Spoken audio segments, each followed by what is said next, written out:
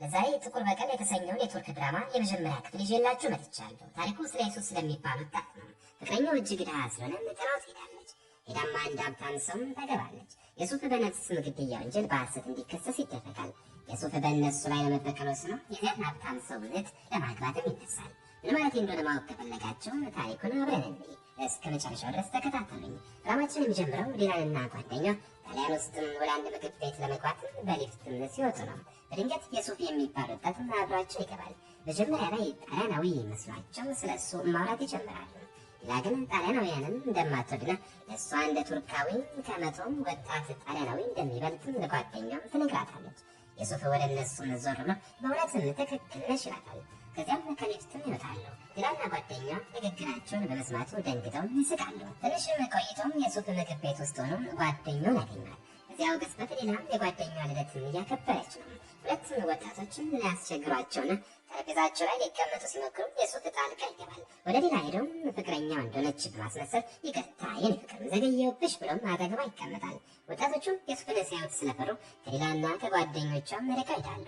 ሌላ ወደ ሱፍም ዞር ብላ እዚህ ምን እያደረግክ ነው ስትል ጠይቋለች። የሱፍም ሁኔታውን ለማዳን ብሎ እንዳደረገው ይነግራታል። ሌላ ግን እሺ አሁን መነሳት ትችላለህ ማለት በጣም በክፉ ሁኔታ ታናግረዋለች። የሱፍ እሺ እንደፈለግሽ ይላታል። ነገር ግን ተጠንቀቂ፣ በዛሬው ቀን መጨረሻ ላይ በፍቅሬ ትወድቂያለሽ ይላታል። ሌላም ነግደን ወንድም እስኪ እናያለን ትላለች። ሌላ ጓደኛም እየጮችባት ሞኝ ነሽ እንዴ ቤት እንዴት አናግሪዋለሽ ማመስገን ነበረብሽ ትላታለች። ሌላ ግን ይሄን ረሰርሽው እዚህ የመጣ ነው ልደትሽን ለማክበር ነው ትላለች። ቆየት ብሎም ሌላና የሱፍ ወጥተው ታክሲ እየጠበቁ ሳለ በድንገትና አንድ ሰው የዲላን ቦርሳ ነጥቀው ይሮጣል። የሱፍም ጣልቃ ገብቶ ሌባውን ያባርራል። ቦርሳውን አንስቶ ይመልስላታል። በዚህ ጊዜ ዲላን ታመሰግናለች። የሱፍም እሷን እያየ ዛሬ በፍቅሬ ትወድቂያለሽ አላልኩሽም ነበር ይላታል። ሌላም እየሳቀች መተዋወቅን ይጀምራሉ። ከዚያም የሱፍ ታክሲ ውስጥ አስገብቶ ሸኛታል። እንደ እውነቱ ከሆነ ግን የሱፍ ሆን ብሎም እሷን ለመቅረብ እንዲመቸው ቦርሳውን እንዲሰርቅም ከአንድ ሰው ጋር ተስማምቶ ነበር። ለሰውየውም ገንዘብ ሰጥቷል። የሱፍ ቤት ውስጥ ሆኖ በላፕቶፑ የዲላንና የቤተሰቦቿን ፎቶ ሲመለከት ይታያል። እሷን ያውቃታል። ሆን ብሎ ነው እየቀረባት ያለው። ታሪኩ ወደ ጥቂት ዓመታት ወደኋላ ይመለሳል። የሱፍ በወቅቱም የታክሲ ሹፌር የሆነ ድሃ ወጣት ነበር። አዛን ደግሞ የሱፍ እጮኛ ናት። ልብስ እያሰጣችን ሳለም የሱፍ ሊያያት ይመጣል። የምንጋባበትን ቤት አግኝቻለሁ ይላታል። አዛን በጣም ደንግጣና ተደስታ ቤቱን ለማየትም ተጓጓለች። ሁለቱም በጣም ይዋደዳሉ። የሱፍም የአክስት ልጅ ረምዚ ከየሱፍ ወንድም ሙራድም ከጓደኛው ካሚልና ከአዛን ጓደኛ ማርዙ ጋር በመሆን ረምዚ ከሚሰራበት ሰው በድብቅ በወሰደው መኪና እየተዝናኑ ነው። የሱፍና አዛን ቤቱን አብሮ ለማየት ይወስናሉ። እዚያም ረምዚም ሙራድን ካሚልንና አርዙን ያገኛቸዋል። የሱፍም ቤቱን እንዲያውለት አብሯቸው እንዲሄዱ ይጠይቃቸዋል። ቤቱ እንደደረሱ ግን አዛን የቤቱን ሁኔታ ስታይ ትደነግጣለች። ምክንያቱም ቤቱም በጣም ያረጀና ከውስጡም የተበላሸ ነበርም። ማንኛውንም ነገር ሲነኩት ይፈርሳል። አዛን በጣም አዝና ወደ የሱፍ ትቀርብና የቤቱን ሁኔታ ማታየውም እንዴት ትላለች። የሱፍ ግን ሊያረጋጋት እየሞከረም አይዞሽ ሁሉም ነገር ስለሚታደስና ስለሚስተካከል ወለዱም ጭምር ስለሚቀየር ቤቱ በጣም ያምራል ይላታል። አዛንም የሱፍ ቤቱን በማግኘቱም ደስተኛ መሆኑ ስታይ ለሱ ስትል ሀሳቧንም ትቀይራለች። ቤቱን እንደወደደችውም ሲታደስም ሌላ መልክ እንደሚኖረም ትነግረዋለች። ሁለቱም በጣም ተደስተው ይተቃቀፋሉ። አርዙም ከሩቅ ሆና በትዝብት ትመለከታቸዋለች። አይኗ ላይም ክፋትም ይነበባል። የእነሱን ግንኙነት የምታበላሸው እሷ እንደምትሆን ያስታውቃል። የሱፍም ወደ ረምዚ ሙራድና ካሚል ወጥተው የቤተ መንግስት እንደሚሆን ይነግራቸዋል። ከዚያም ወጥተው ኳስ መጫወት ይጀምራሉ። ነገር ግን የሱፍ ወንድም ሙራድ ድካም ይታይበታል። እግሮቹም ትክክል አይደለም። አርዙም ከአዛን ጋር ሆና በፈጣሪ የሆነብሽ የቤት ነው እንዴ እዚህ እንዴት ትኖሪያለሽ ትላታለች። አዛን ግን እሱን ለአንቺ ተይው እኔ ከየሱፍ ጋር ደስተኛ ነኝ፣ የትም ብሆን ዋናው እኛ ደስተኛ መሆናችን ማለትም ትመልስላታለች። የሱፍ ደስተኛ ሲሆን ቤቱ ምንም አይታይም ትላለች። አርዙ ግን እንግዲያውስ ዕድሜ ልክሽን በደህንነት ኑሪ ትላለች። አንቺ ቆንጆ ነሽ፣ በሺዎች የሚቆጠሩ ሰዎች ይመኙሻል። ይህን የሱፍን ትተሽ በጥሩ ሁኔታ የሚያኖርሽን ሀብታም ሰው ፈልጊ ማለትም ትመክራታለች።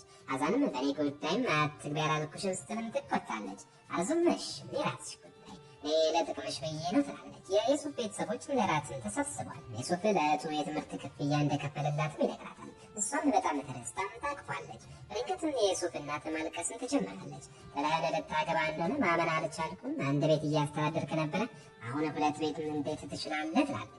የሱፍም አቅፋትም አይዞሽ እናቴ እኔ መቼም ቢሆን አልጥላችሁም ይላታል። የሱፍ አክስትም ጣልቃ መግባት ይቺን አዛን የምትባለው ልጅን ብትተዋትም ይሻላል፣ እሷና እናቷም ከፍ ያለ ቦታ ነው የሚያዩት ያደክመዋል ትላለች። የሱፍንም ስለ ሐዘን እንደዚህ የማትናገሪ እሷ ትወደኛለች፣ በማንኛውም ሁኔታም ከኔ ጋር ትኖራለች በማለት ይከላከልላታል። በድንገት ሙራድም ስልክ ላይ መልእክት ይደርሳል። እሱና ረምዚም ይተያያሉ። ትልቅ ችግር ውስጥ መሆናቸውም ይታወቃል። ከዚያ በተያይዘም ወደ ውጭም ይወጣሉ። የሱፍም የሆነ ነገር እንደተፈጠረም ይጠረጥራል። ረምዚና ሙራድም ከቤት ፊት ለፊትም ቆመው ሲጨቃጨቁም ይታያሉ። ከከርኩት ከሚባል ስም ገንዘብ እንደተበደሩና ካልከፈሉ እንደሚገላቸውም እንረዳለን። ሁለቱም ተቀምጠው ይህን ችግር እንዴት እንደሚወጡትም ያስባሉ። ረምዚም የሱፍ እንዲረዳቸው እንዲነግሩትም ይጠይቃል። ሙራድ ግንም የሱፍ እንዲያውቅ እንደማይፈልግ ይናገራል። የሱፍ በድንገት ወጥቶ የሆነ ነገርም ደብቃቸዋል፣ ምን ተፈጠረ ይላቸዋል። እነሱ ግን ይክዳሉ። የሱፍም በታክሲም ላደርሳቸው ብሎ ይዟቸው ይሄዳል። እዚህ ጊዜም ሐዘን ከእናቷና ከአባቷ ጋር ሆና ስለ ቤቱና ስለ ሱፍ እያወሩ ነው። እናቷ በሁኔታው በጣም ተበሳጭታ ይህንን ነው ቤት የምትይው ትላለች። የሱፍና የሐዘን እጮኝነት በጭራሽ አልተዋጠላትም። ልጇ ሀብታም ሰው እንድታገባ ነው የምትመኘው። የአባቷ አቋም ግን የተለየ ነው። የሱፍ ጥሩ ወጣት እንደሆነም ለሐዘን ይነግራታል። ስለ ቤቱም ምርቃቱንም ይለግሳቸዋል። ከጥቂት ቆይታ በኋላም የሐዘን እናት በክፍሏ ውስጥ ብዙ ልብሶችን ስትለካም ይታያል። ሐዘን ገብታም ይህንን ሁሉ ልብስም ከየት አመጣሽው ስትል ትጠይቃለች። እናቷም ዝም በይ ከወይዘሮ ዴኒዝ ነው ትላለች። እናቷም በሰው ቤት ውስጥ አገልጋይ ሆና ነው የምትሰራው። ለልጇም አንድ ቀሚስ ሰጥታ ነገም አንድ ሀብታም ቤተሰብ ለአንድ የንግድ ፕሮጀክት ወደ አካባቢው ስለሚመጡ እንድትለብስም ታዛታለች። ይህንን ቀሚስ ልበሺ፣ ምናልባትም አንድ ሀብታም ወጣት አይቶሽ ሊያገባሽ ቢወስን ትላታለች። ሐዘን በእናቷ ንግግር ተናዳ የምትይው ነገር በጭራሽ አይገባኝም፣ የሱፍን ለምን አትይው ትላለች። እናቷ ግን ይህንን ጋብቻ ስላልፈቀድኩ መቼም ቢሆን አምናለሁ፣ እኔ የምፈልገው ከዚህ ደህንነት የሚያወጣሽን ሰው እንድታገቢ ነው በማለት ትመልስላታለች። ረምዚና ሙራድ በመንገድ ላይ የሚሄድ ሳለ በድንገት ሁለቱም የከርኩት ሰዎች ይወጡባቸዋል። ወደ ሙራድም ቀርበው ከከርኩት ሰላምታ ደርሷል ካሉት በኋላ በፊቱ ላይ ቁስል ያደርሱበታል። የሱፍ በድንገት ደርሶ ወንድሙን በዚያ ሁኔታ ሳይሆን ከረምዚና ከሙራድ ጋር ይጣላል። የሱፍ ችግር ካለባችሁ ንገሩኝ፣ እኔ እፈታዋለሁ ብያችሁ አልነበርም ይላቸዋል። ሙራድና ረምዚ ግን ሊዘርፉንም የፈለጉ ወረው በሎች ናቸው ማለት ይችላሉ። የሱፍ ተመሳጭቶም አንተ ልጅ ሁልጊዜ ችግር ውስጥ ካልሆንክ አላገኝህም ይላል። ሙራድም የተናደው ያለሁበት ሁኔታ እያየ በተደበደብኩበትም ተወቅሰኛለህ ብሎ እያለቀሰም ጥሎት ይሄዳል። ማግስቱም ጠዋት የሱፍ የገንዘብ ቦርሳን ይዘው ሲቆጥርም ሙራድ ገብቶም ያየዋል። የሱፍ ሙራድን ለመታረቅ ይሞክራል። ትናንት የተናገረው ነገርም ስለሚወደውና ስለሚጨነቅለት እንደሆነም ይነግራል። ከጥቂት ቆይታ በኋላም የሱፍም ከሐዘን ጋር ይገናኛል። ሐዘን በድንገት ቤቱን በጭራሽና አልተመቸኝም መቀየር አለበት ትላለች። የሱፍም ገርሞት እንዴ ትናንት እኮ ተስማምተሽ ነበር ይላታል። ሐዘን ግን አይ ሀሳቤን ቀይራለሁ፣ ቤቱ በጣም መጥፎ ነው፣ እንድትቀይረው ፈልጋለሁ ትላለች። የሱፍ መቀየር አትችልም፣ ምክንያቱም ለባለቤቱም የገንዘቡንም ከፊል ከፍያለሁ ይላታል። ሐዘን ተናዳ ሁሉንም ነገር በራስ ፍቃድ ለምን ታደርጋለህ ትላለች። የሱፍም ማንም ሀሳብሽን እንደቀየረው አይገባኝም፣ እኔ ቀንና ሌሊት የምለፈው ለጋብቻችን ነው፣ አንቺ ግን እንደዚህ ትያለሽ ይላታል። ሐዘን ጥሩ ኑሮ መኖር ፈልጌ እኮ ነው ትላለች። የሱፍም ቀርቦ ኑሯችን ጥሩ ነው፣ ከብዙ ሰዎች እንሻላለን ብሎ ፈጣሪን እንድታመሰግን ይነግራታል። ሐዘንም እውነትህን ነው፣ ቤቱ ግድ የለኝም፣ ዋናው እናንተ አጠገቤ መሆን ነው ብለውም ታቅፋለች። ከውጭ አርዙና ረምዚ ይቆማል። መካከላቸው የፍቅር ግንኙነት እንዳለ ይታያል። አርዙ ግን የእኛ ግንኙነት እንደ ሱፍና ሐዘን እንዲከሽፍ ትፈልጋለህ ትላለች። ረምዚም የምን መክሸፍ ነው፣ እነሱ እኮም ተጋብተው በደስታ ይኖራሉ ይላታል። እሷ ግን በህልም ነው፣ እኔ እዚህ ያለሁት ለምንድን ነው ትላለች። ሐዘንና የሱፍን ሲወጡ ሐዘን ለአርዙም ግዢ እንደምትሄድና እናቷን እንደምታገኝ ለየሱፍ ነግረም ተለያይተው ይሄዳሉ። በአካባቢው የሚጀመረውን አዲስ የንግድ ፕሮጀክት የምርቃት ስነስርዓት ለመታደም ከእናቷ ጋር እንደምትሄድ እናውቃለን። በዚህ ጊዜ ዲላን እና ወንድሟ ናስር ከመኪናቸው ይወርዳሉ። በጣም ሀብታም መሆናቸው በሁኔታቸው ያስታውቃል። ለፕሮጀክቱ በተዘጋጀ ቦታ መካከልም ይቀመጣሉ።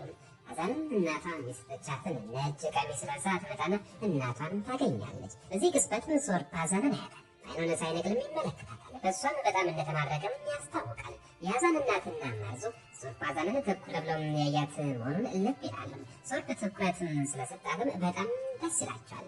ሶርፕ ንግግር ለማድረግ ይነሳል። በእጁ የመስታወትን ሽልማት ይይዛል። ነገር ግን በድንገት መስታወቱ በእጁ ላይ ይሰበራል። ደሙን ባየ ጊዜ ደነግጥና ራስ ውስጡ መሬት ላይ ይመርቃል። የሐዘን እናት ልጇ ነርስ ስለሆነች ወታም እጁን እንድታይለትም ጠይቃለች። ሐዘን መጀመሪያ ላይ ስለ ሱፍ ስትል እምቢ ብላም ነበር። ነገር ግን ሶርፕን ለመርዳት ትገደዳለች። ወደ እሱም ስትቀርብ ልታረጋጋው ትሞክራለች። ሶርፕ ግን ትኩር ብሎ ይመለከታታል። በዚህ ጊዜ የሱፍ በአካባቢው እያለፈ ሳለ አንዳንድ ወጣቶች ስለ ሐዘን ውበትም ሲያወሩ ይሰማል። የሱፍም ከእነሱ ጋር ጦርነት ይገጥማል። ሐዘንም የሱፍ ሲጣላ ስታይ ወደ እሱም ትሮጣለች። ልታረጋጋውም ትሞክራለች። የሱፍም እዚህ ምን እያደረግሽ ነው? ልጅ ልፈጽም አላለሽም ነበር ይላታል። ሐዘን ትጣላውና እውነት ነው ልጅ እየፈጸሙ ነበር። ነገር ግን እያለብኩ ሳለም የሰው እርዳታ እንደሚያስፈልገው ስላየሁ ነው የመጣሁት ትላለች። መንገድ መካከል ሁለቱም መጨቃጨቅ ይጀምራሉ።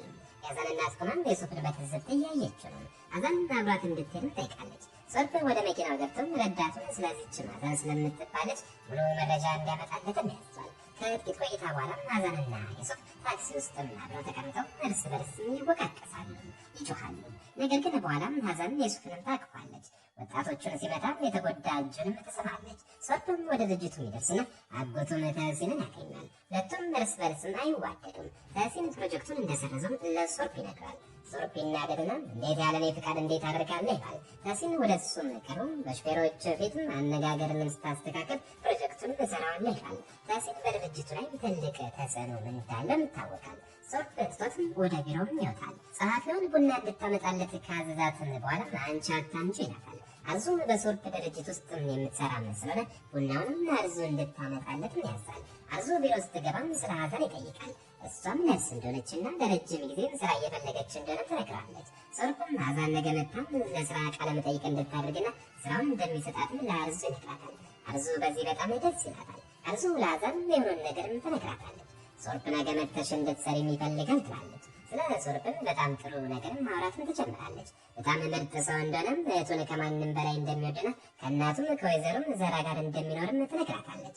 ሶርፍም ቢሮ ተቀምጦ ሳለም ረዳቱ ገብቶ ስለ አዛን ያገኘውን መረጃም ይነግረዋል። ለአንድ ሾፌር እጮኛ መሆኗንም ያሳውቃል። ሶርፍ ግን እጮኛ ብትሆንስ እንድትተው እናደርጋለን ይላል። ሶርፍም አዛንን በቀላሉ እንደማይተዋትም ያስታውቃል። የሶርፍ ረዳት ሌላ ዜና አለኝ አለቃ ብሎም ተህሲን የወርቅና የገንዘብ ኮንትሮባንድ በድርጅቱ ጭነት ውስጥ ደብቀውም ወደ ውጭ ሲያስወጣ የሚያሳይ ፎቶ ያሳየዋል። ሶርፍ በጣም ይናደድና ወደ ተህሲን ሄዶ እኔና እናቴን እየሰረከን ይላል። ተህሲን ግን ማንንም እንዳልሰረቀንም ስራው መሆኑን ይነግረዋል። ከተከፋህና አብረን እንጠጣ ይላል።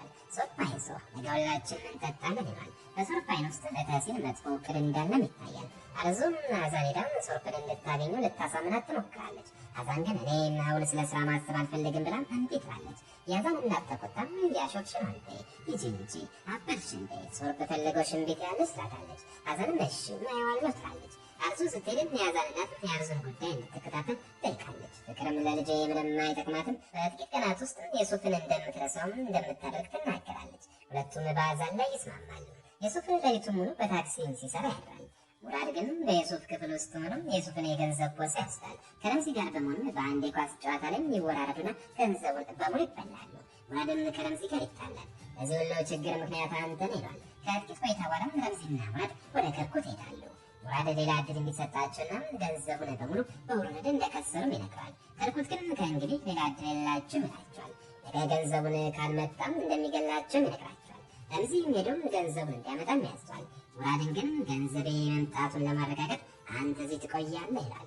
ረምዚና ሙራድም ትልቅ ችግር ውስጥም ይርቃሉ። ምን እንደሚያደርጉም ግራ ይገባቸዋል። ከርኩትም ሶርፍን ሊያገኘው ይሄዳል። ሶርፍም ያጎቱን መጋዘን ሰብሮ እንዲዘርፍም ያዟል። ከዘረፍክ በኋላ ምን እንደምታደርግ እነግርሃለሁ ይላል። የሱፍም ወደ ቤት ሲመለስ እናቱ ስለ ሙራድ በጣም ተጨንቃም ያገኛታል። ሙራድ ትናንትና ቤት እንዳላደረም ይነገራል። የሱፍም ወደ ክፍሉ ገብቶም አይዞሽ እናቴ ይመጣል ይላታል። የደውለትን ስልኩን ሲያወጣ ግን የገንዘብ ቦርሳው ቦታው አለመኖሩን ያያል። የሱፍ ደንግጦ ስለ ቦርሳ ይጠይቃል። እህቱ ሙራድን ቦርሳን ይዞ ሲወጣ ማየቷንም ትነግረዋለች። የሱፍ ይበልጥ ደንግጦ በፍጥነትም ወደ አክስቱ ቤት ይሄዳል። ረምዚንም አግኝቶም ይጣላል። ሙራድም የት ነው ረምዚ ይላል። ረምዚ ግን ምንም አላወቀም ይላል። የሱፍ ይመታውና ሁለታችሁ የሆነ ነገር ደብቃችሁኛል ይላል። ስለ ሙራድ በድጋሚ ይጠይቃል። ረምዚ ግን አሁንም ይክዳል። የሱፍ በገንዘብ የተጫውታችኋል አይደል? አሁን ለከርኩት ገንዘብ ያስፈልጋችኋል ይላል። ረምዚ ግን ስለ ሙራድም ሆነ ስለ ገንዘቡ ምንም እንደማያውቅ ይላል። የሱፍ ጥሎት ይወጣል። ረምዚ ግን ስለሚፈራም እየዋሸ እንደሆነ ይታወቃል። አዛን ወደ ድርጅቱ ደርሳም ሶርፍን ታገኘዋለች። ሶርፍ በጣም በጥሩ ሁኔታም ያስተናግዳታል። ነርስ እንደሆነች አውቄያለሁ። እናቴም የስኳር ታካሚ ስለሆነችና ስኳሯን ስለሚዋዥቅ ቤት ውስጥ በጣም ትፈለጊያለሽ ይላታል። አዛን ግን በቅርቡ ስለምታገባም አብረው መስራት እንደማትችልም ትነግረዋለች። ሶርፍም ምንም ችግር የለውም ስልኬን ያዥና ሀሳብሽን ከቀየርሽ በማንኛውም ጊዜ ደውዪልኝ ይላታል። አዛንም ትታው ትሄዳለች። በዚህ ጊዜም የሱፍ ወደ ከርኩትም ሄዶ ይጣላል። ሙራድም የት ነው ይላል። ከርኩት ግን ስለሱ ምንም እንደማያውቅና እንዳላየም ይነግረዋል። የሱፍ በሙራድ ላይ የሆነ ነገር ቢፈጠር በጭራሽ አልምረም ብሎ ይስታል። ከርኩትም ያለበትን ካወቅኩ እነግርሃለሁ ይላል። የሱፍም ጥሎት ይወጣል። አዛን ለየሱፍ ትደውላለች። ቤቱን ለመግዛትም እሷና አባቷ ከቤቱ ባለቤት ጋር ስለሆነ ገንዘብ ይዞ እንዲመጣም ጠይቃለች። የሱፍም እሺ መጣ ይላታል። ግን በዚህ መከራ ውስጥ ምን እንደሚያደርግ ግራ ገብቶታል። ከርኩት ወደ ሙራድ ገብቶ ረምዚ ገንዘቡን እንዲያመጣ እንጸልይ፣ ካላመጣ በአንተ ላይ የማደርገውን አታውቅም ይላል። ሀዛን ከአባቷ ጋርም ስትወራ አይዞሽም የእናትሽን ንግግር አታስብ ይላታል። በዩሱፍ እንደሚተማመንና እሱ ጥሩ ሰው ስለሆነ ለእሷ ማንኛውንም ነገር እንደሚያደርግም ይነግራታል። በዚህ ጊዜም ዩሱፍ በድንገት ይገባል። ሁኔታው በጣም እንደተጎዳም ያስታውቃል። ሀዛን መልኩን አይታ ትደነግጣለች። ከጥቂት ቆይታ በኋላም ዩሱፍና ሀዛን አብረው ተቀምጠው ዩሱፍ ይቅርታም ይጠይቃታል። የቤቱን ጉዳይ እንደሚፈታውም ይነግራታል። ሀዛን ግን እኔ ስለ ቤቱ ሞኝ አይደለሁም፣ ነገር ግን በወንድም ስራም ተናድጃለሁ ትላለች። እንዴት እንዲህ አይነት ድርጊት እንደሚፈጽም አይገባኝም ትላለች። ስለሱ ሆነ ስለሷ ሳያስብ ስለ ገንዘብ ብቻ ማሰቡ እንዳበሳጫትም ትነግረዋለች። ዩሱፍ ግን አንቺ የምታስቢው ስለ ገንዘብ ብቻ ነው፣ እኔ አሁን ስለ ወንድሜ ተጨንቄያለሁ ይላታል። ሀዛን እኔ ስለ ገንዘብ ብቻ የምጨነቅ ይመስላል ትላለች። ሁለቱም ተጣልተው ሀዛን እያለቀሰችም ትሄዳለች። እናቷ ዝም አለች። የሚያበሳጭ ንግግርም ትናገራታለች። ሀዛንም የሶርብን ካዳብታም አብሮ ለመስራትም ትወስናለች። ሀዛን ወደ ሶርብ ቤት ሄዳም ታገኛለች። ሶርብም እናቱን እንድታውቃትም ይዟት ይገባል። ቢላልም ሀዛንን ገና ስታየት ትወዳታለች። የሶርብ እናትም ሀዛንም ቅንና ቀላል ልጅ መሆኗን አይተው ይወዳታል። ሀዛን ስራን ከጨረሰች በኋላም ሶርብ በመኪና ይሸኛታል። እጁ በተቆረጠበት ቀን ስለረዳችው ምስጋና ይሆን ዘንድ ስጦታን ይሰጣታል። ሀዛን አመስግነው መኪናውን እንዲያቆም ጠይቀዋለች። ሀዛን ከመኪናው ስትወርድም የሱፍ የሚያያትና ይደነግጣል። ወደ እሷም ሄድም በእሱ መኪና ውስጥ ምን እያደረግሽ ነበረ ብለው ይጣላታል። ሀዛን በተሳሳተ መንገድ ማትረዳኝ ይህም አቶ ሶርብ ነው፣ ስራ ጀምሬያለሁ፣ ሰዓቱ ስለረፈደብኝ ነው የሸኘኝ ትለዋለች። የሱፍም ያለኔ ፍቃድ ስራ ጀምር ይላታል። የሀዛን እጅ ላይም ያለውን ስጦታ አይቶም ይቀማታል። ሲከፍተውም የሳቲን ቀሚስ ሆኖ ያገኛል። ዩሱፍ ደንግጦ ምን ማለት ነው? እኔ እዚህ ለጋብቻችን ቀንና ሌሊትን ስለፋ አንቺም ከዚህ ወጣት ጋርም እየተዝናናሽ ስጦታን ትቀበያለሽ? በእውነትም ተታለልኩልሽ ይላታል። እሷ በተሳሳተ መንገድና አትረዳኝ፣ አንተ የምታስበው ምንም ነገር አላደረግኩም ብላ ልትከላከል ትሞክራለች። ዩሱፍ ግን በእኛ መካከልም ያለው ነገር አብቅቷል ብላት ጥራት ይሄዳል። ሶርብ ለረዳቱ ይደውልና ከሀዛን እጮኛ ከዩሱፍ እንዲገላግለው ከርኩትን እንዲያናግር ያዟል። ሀዛን ቤት ውስጥ ተቀምጣ ታለቅሳለች። እናቷና አርዙ ግን ሀዛን ዩሱፍን በመለየቷና ለሶርብ ዕድል በመክፈቷ በጣም ደስተኛ ናቸው። እናቷም እንድትወጣና እንድትዝናና ሀዛን ልብስ እንድትቀይርም ትነግራታለች። ዩሱፍም ከሀዛን ጋር በመለየቱ በጣም አዝኖም ተቀምጧል። ሀዛንና አርዙ በመጠጥም እየጠጡ ሳለ ሀዛን በጣም ትሰክራለች። አርዙም ይህንን አጋጣሚ በመጠቀም ለሶርብ ትደውላለች። በስህተት ነው የደወልኩት፣ ግን ሀዛን በጣም ሰክራለች፣ የሚረዳት ሰው እየፈለግኩ ነበር ትላለች። ሶርብም እንደሚረዳቸው ነግረው ቦታውን እንድትልክለትም ይጠይቃታል። ከርኩትም ከረምዚ ጋርም ይነጋገራል። ረምዚ ሙራድን ይዘውም ሄደውም የተሲና ረዳትም የሆነ ሀቂን እንዲገሉትም ያዛል። ይህንን ካደረጋችሁም ከዳችሁ ትገላገላላችሁ ይላቸዋል። ረምዚ ግን እስር ቤት እንገባለን ይላል። ከርኩት ግን አይዞ ሌላ ሰው ነው እስር ቤት የሚገባ ይላል። ረምዚ ደንግጦ ማን ነው ሲል ከርኩት ዩሱፍ ነው ብሎ ይመልስለታል። ሙራድን ከዳው ለመውጣት ከረምዚ ጋር ሄዶ ግድያውን ለመፈጸም ይስማማል። ነገር ግን ሙራድን ዩሱፍ ጥፋቱን ሁሉ እንደሚሸከም አያውቅም ነበር። ረምዚ ለዩሱፍ ይደውልና ሙራድን እንዲያገኘውና ችግር ላይ መሆናቸውን ነግሮ ቦታውን ይልክለታል። ዩሱፍ ስለ ወንድሙ በጣም ተጨንቆ ይሄዳል። ሶርብም ሀዛን ይዘው ወደ መርከቡም ይወስዳታል። አርዙም አብራቸዋለች። ሙራድም ሀቂንም ይገላል። ደሙን እጁ ላይ ሳይ ይደነግጣል። ሶርብም አርዙ እንድትሄድ ከነገራት በኋላ ሀዛን ተኝታበት የነበረው ክፍል ይከፋል። ሀዛን ስትነቃም ሶርብ አጠገቧ ነው ስታገኘው በሆነ ነገር ደንግጣ ማልቀስ ትጀምራለች። ዩሱፍ መጋዘኑ እንደደረሰም አንድ ሰው ብዱላም ራሱ ይመታል። ራሱን ስቶ ይወድቃል። አሁን ወደ አሁኑ ጊዜ ስንመለስ ዩሱፍም ሆቴል ውስጥ ሆኖ ብዙም አገልጋዮች በዙሪያ አለው። ዩሱፍ ትልቅ ነጋዴ ስለሆነና ዝናው ስለናኘ ትልቅ ድግስም አዘጋጅቷል። ዲላና ሶርብ ወደ ዩሱፍ ድግስም ተጋብዟል። ሶርብ ለዲላም ዛሬ ትልቅ ሰው እንደሚያገኝ ይነግራታል። ይህ ትልቅ ሰው ማለቱም ዩሱፍን ነበር። ረዳቱም ለሶርብ ስለ ዩሱፍ መረጃ ቢፈልግም ምንም እንዳላገኝም ይነግራል። ልክ ዛሬ እንደተወለደ ሰው ታሪኩም የታወቀ አይደለም። ሶርብ ግን ዋናው ብዙ ገንዘብ መክፈል ነው ይሏል። ጅኳን በክፍሏ ውስጥ ለምሽቱ ድግስ እየተዘጋጀች ነው። አሁንም የሶርብ ሚስት ሆናለች። ሶርብ ለድግሱ የምታደርገውን የአንገት ሐብል በስጦታም ይሰጣታል። እዚያው ቅጽበትም ዩሱፍ ለድግሱ እየተዘጋጀ ነው። ታሪኩ ወደኋላ ተመልሶም ዩሱፍ መጋዘን ውስጥ ሲነቃ እጁ ላይ ሽጉጥም ያገኛል። ፖሊሶችም መጥተው ይዙታል። ዩሱፍ ምንም ሊገባ አልቻለም። ወደ አሁኑ ጊዜ ስንመለስ ዩሱፍም ድግሱ ላይ ይደርሳል። ሶርብ፣ ሀዛን፣ ዲላን፣ ረምዚና ማርዙም ሁሉም መጥተዋል። ሶርብና ዲላም ሲገቡ ጋዜጠኞች ፎቶም ያነሷቸዋል። ዲላም ስልኳን እያየች ቆማ ሳለም ሀዛን ወደ እሷ ትመጣለች። ግንኙነታቸው ጥሩ እንደሆነ ያስታውቃል። ሀዛን ጣሊያን እያለሽ ስለነገርሽን ወጣት የምታወሪው ስትላት ዲላን አይደለም ትላለች። ግን እንደወደደችውም ትነግራታለች። ዲላም ሶርብና ሀዛን ወደ ድግሱ ይገባሉ። የዩሱፍ ረዳትም የሆነችው ፊዳን ትቀበላቸዋለች። ሐዛንም የሱፍን ስታየው ደንግጣ ትቆማለች። ሌላ ግን ደስ ይላታል። ሰርፕም የሱፍን ሊተዋወቀው ወደ እሱ ይሄዳል። ሰላምታም ይለዋወጣሉ። የሱፍ በጭንቅላቱ ላይ በደረሰው ድብደባ ራስ ምስቶም ከቆየ በኋላ ይነቃል። የመታው ሰው ጥሎት ሄዷል፣ ፈርጥጧል። እዚያም ረምዚና ሙራድ የገደሉትን ሰው አስክሬን ያገኛል። የሱፍ በጣም ደንግጧል። ምን እየተካሄደ እንዳለም ሊረዳ አልቻለም። በዚህ ማለት ፖሊስ ይመጣና የሱፍ ለማምለጥ ይሞክራል። ረምዚና ሙራድ ወንጀላቸውን ከፈጸሙ በኋላ በፍጥነት ይሄዳሉ። ረምዚ ሙራድን አንዳች ነገር ብትናገር ወይም አጠራጣሪ ባህሪ ብታሳይ ያንን ሰው እንዳደረግነው አንተንም እናደርጋለን በማለትም ያስፈራራል። ይህ ካልሆነ ግን እድሜያቸው እስር ቤት እንደሚበሰብስ ይነግራል። ሙራድም ወደ ቤቱ ገብቶ ጃኬቱን በፍጥነት አውልቆ በመኝታ ቤት ውስጥ ወዳለው የእሳት ምድጃ ውስጥም ይጨምራል። በጣም ተጨንቋል፣ ፈርቷል። እናቱ ወደ ክፍሉ ገብታ ልጄ የት ነበርክም? በጣም አስጨነቀኝ እኮ ትላለች። በምድጃ ውስጥም ያለውን ጃኬት ላይ ለልጇ በጣም ትሰጋለች። ግንም አያትፍሪ ልጅሽ ሙራድ ወንጀለኛና የገንዘብ ተገዢ ሆኗል። ሙራድም ከእናቱ ጥያቄ ለማመለጥ ወደ ሽንት ቤትም ይገባል። በዚያው ቅጽበት ፖሊሶች በሩን ያንኳኳሉ። እናቱ በሩን ስትከፍትላቸው ስለ ዩሱፍም ይጠይቋታል። በነፍሰ ግድያ ወንጀል እንደሚፈለግም ይነግሯታል። ምስኪን እናቱ በድንጋጤም ራሷን ስተም ትወድቃለች። የዩሱፍ ጓደኛ ካሚል ወደ እሱ ይሄዳል። ዩሱፍ በክንዱ ላይ በጥይት ተመቷል። በጣም ደንግጧል። ለካሚልም ወጥመድ ውስጥ ነው የገባሁት፣ እኔ ንጹህ ነኝ፣ ምንም አልገባኝም ይላል። ይህ በእንዲህ እንዳለም የአስነዋሪ ሰው ምክርኩትም ከሐዛን ጋርም ካደረገው ነገር በኋላ ስልክም እየተቀበለ ነው። እቅዳችን ተሳክቷል፣ ሰውየው ተገሏል፣ ወርቁና ገንዘቡ ለእኛ ሆኗል፣ ወንጀሉን በአንድ ምስኪን ልጅ ላይም ተላኳል፣ ግን በሚያሳዝን ሁኔታም አምልጧል እያለ ይነግራል። ዩሱፍ በጣም ደክሞታል፣ በህመምም እየተሰቃየ ነው። ለካሚል የሚናገረው ብቸኛው ነገር ሐዛንን ማየት እፈልጋለሁ የሚል ነበር። ሐዛንም የሆነውን ነገር ሁሉ ግራ አጋብቶት ወደ ቤቷ እየተመለሰች ሳለም ከዩሱፍ ቤት ፖሊስ ሲወጣ ታያለች። በፍጥነትም ወደዚያም ትሮጣለች። የዩሱፍ እናትም ሐዛንን ስታያትም ትጮህባታለች። ልጄ በዚህ መከራ ውስጥ የገባው በአንቺና በአንቺ ስግብግብነት ምክንያት ነው ብላ ከቤቷ ታባራታለች። በዚህ ጊዜ ካሚል ለሐዛን ደውሎ ዩሱፍ እንደሚፈልጋት ይነግራታል።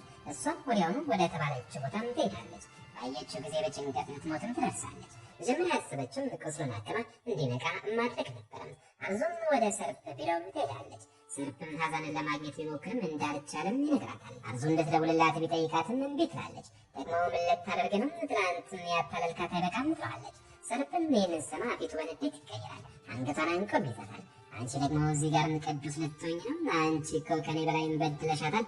አንቺ እርኩስ ያልኩሽን ስሚና ከፊቴ የምዞር በይ፣ ሂጂና ጥቁር ቡና አፍይልኝ ይላታል። ሐዛንም የሱፍንም ቁስል ታክማለች። ዩሱፍ ሲነቃ መጀመሪያ የጠየቀው ስለ ወንድሙ ሙራድ ነው። ሐዛንም ደህና ነው ብላ ታረጋግጣለች። ዩሱፍም ሐዛን እመኚ፣ እኔ ምንም አላደረግኩም ይላታል። እሷም አቅፋም ዩሱፍ እኔ ስለ አንተም እንዲህ አይነት ነገር በፍጹም አላምንም ትላለች። ዩሱፍ መልሶ አቅፏት በጣም ነው የምወድሽም ሐዛን፣ ከአንቺ ውጭ ማንንም አልወደድኩም ይላታል። ሐዛን ክፉኛም እያለቀሰች ዩሱፍ አትውደደኝ፣ እኔ ለአንተ አልገባም ትላለች። ዩሱፍም ግራ ይገባል። ለምን እንዲህ እንደምትልም ሊረዳ አልቻለም። ምንድነው ነገርም ሲል ይጠይቃታል። ሐዛንም እየተንሰቀሰቀች ከዳው ከእንግዲህ የአንተ አይደለሁም ትላለች። ጥላውም ትሄዳለች። ዩሱፍም የህይወቱን ትልቁን ድንጋጤም ያስተናግዳል። በጣም ተናዶም የተደበቀበትን የነበረውን ቦታም መስፈር ይጀምራል። ማግስቱም ዩሱፍ ማንም ሳየው ማለዳ ላይ ይወጣና ወደ ረምዚ ቤት ይሄዳል። አንተ አውሬ፣ እንደ ወንድሜ ቆጥሬ ሳለሁ ወጥመድ ታዘጋጅልኛለህ እያለ በድብደባም ያዳክማል። ሰውየውን ማን ገደለው? ይህንንስ ወንጀል በኔ ላይ የለጠፈው ማን ነው? ተናገር እያለም ይጠይቋል። መሪም ሙራድን ትጠራዋለች። ይህንን ያደረግከው አንተን አይደል ትላለች። በዚህ ጊዜ የዩሱፍና የረምዚ ጩኸትም ይሰማቸዋል። በፍጥነትም ወደ እነሱ ይሄዳሉ። ሙራድ እንደገባ ማልቀስና መረበሽ ጀመራል። እኔ ነኝ የገደልኩት፣ እኔ ነኝ ያደረግኩት ብሎም ይናዘዛል። ዩሱፍም የሰማውን ማመናከት ማለት ምን ማለት ነው? አንተ ነፍሰ ገዳይ የሚሆን ይለዋል። ረምዚንም ይህንን እንድታደርገው ያስፈራራችኋል ነው ሲል ጠይቋል። ሙራድ ማንም እንዳላደረገውና ረምዚም ሌላ ነገር እንዳይናዝ ሽጉጣቱን ራሱን ለመግደልም ይሞክራል። ዩሱፍ ስለሚፈራለት ሊያረጋጋው ይሞክራል። አብረን እንፈተዋለን፣ ተረጋጋና በራስ ላይ እንዲህ አታድርግ ይላል። ሙራድ ግን አይደለም፣ ያደረግኩት ነገር መቀጣት አለብኝ፣ በሕይወት መኖር የለብኝም ይላል። ራሱን ሊያጠፋ ሲልም ዩሱፍ በፍጥነት ማድነው ያቅፋል። ሙራድም ከርኩስ ነው ይህን እንድናደርግ የሚያስገድደን ይለዋል። ወንጀሉን በአንተ ላይ እንደሚለጥፉም አላወቅም ነበር ብሎም ይምልለታል። አሁን ግን ራሴን አሳልፌ እሰጣለሁ፣ ሁሉንም ነገር እናዘዛለሁ ይለዋል። ወይም ወደ ዩሱፍ ጠጋ ብላ አንተ ትልቅ ወንድም ነህ፣ እሱን ደክማ አንተ ትችላለህ፣ ትልቅ ጠበቃ እናቆምልሃለን፣ አትፍራም ማለት ምንም እንዳይናገር ትማጸናለች። ዩሱፍ ምንም ሳይመልስላት ማንም እንደሌለ አረጋግጦም ወዲያውኑ ይወጣል። ወዲያውኑም ወደ ከርኩትን ዘንድ ነው በድብደባም ያዳክማል። ቤት እንዲህ በኔ ላይ ታደርጋለህ ይላል። ሐዛንም ወደ ቤቷም ትመለሳለች። እንደገባችም ሰርፕ ከቤተሰቦቿ ጋር ተቀምጦ ስታገኘም ትደነግጣለች። እናቷም ስታያት ለምን ዘገየሽ እኮ አንድ ሰዓት ነው ስጠብቅሽ ነበር ትላታለች። የአዛን አይኖች ግን ሁሉንም ነገር ይናገራሉ። ከእናቷ ንግግርም ሰርፕ አዛን ያደረችው አዙ ጋር እንደሆነ እንደነገረቻቸው ይረዳል። ለማንም ምንም እንዳልተናገረችም አውቀው ይረጋጋል። አዛን ነገሩን ለማስቀየርና ሌላ ቦታ እንቀመጥ ትላለች። ከቤት እንዲወጣላት ብቻ ስለፈለገች መኪና ውስጥ እንደገቡ አዛን መጮት ጀምራለች። እዚህ ለመምጣት እንዴት ድፍረት አገኘ? በቤተሰቦቼና በአባቴ ፊትም እንዴት ያለም ጋጥ ወጥነት ትላለች። እሱም ስለ አንቺ ስለተጨነቅኩ ብቻ ነው ይላታል። አዛን ግን እንዳየኝ ጨርሰ እርሳው የትላንትናውን ምሽት መርሳው ብላም ወርዳ ትሄዳለች። የሱፍም ከከርኩትም በሽጉጥም እያስፈራራው ተናገረ። ማነው ይህን እንድታደርግ የሚያዝዘ ይለዋል። ከርኩትም ተፈርቶም ከወንጀሉም ጀርባ ያለው ሰርፕ እንደሆነ ይነግረዋል። ወደ አሁኑ ጊዜ ስንመለስ ሰርፕ በድግሱ ላይ የሱፍን ሰላም ሊለው ሲሄድ ራሱን ያስተዋውቃል። አዛን የሱፍን ፊት ለፊቷ ስታየው ትደነግጣለች። ኢላን ግን በጣም ደስ ይላታል። የሱፍም የሰርጋቸውን ድግስ በጣም የሚያምር እንደነበርና በኢንተርኔት ላይ እንዳየ ይነግራቸዋል። ከሚኒስትሩ ጋርም ቀጠሮ ስላለው ጥሏቸው ይሄዳል። አስተናጋጁ ወደ ረምዚ ተጋብሎ በኪሱ ውስጥ ወረቀት ይጨምርለታል። ረምዚም ወረቀቱን ሲገብተው ነገም ከሰዓት በዘጠኝ ሰዓት ድልድዩ ላይ እንገናኝ የሚል ጽሑፍ ያነባል።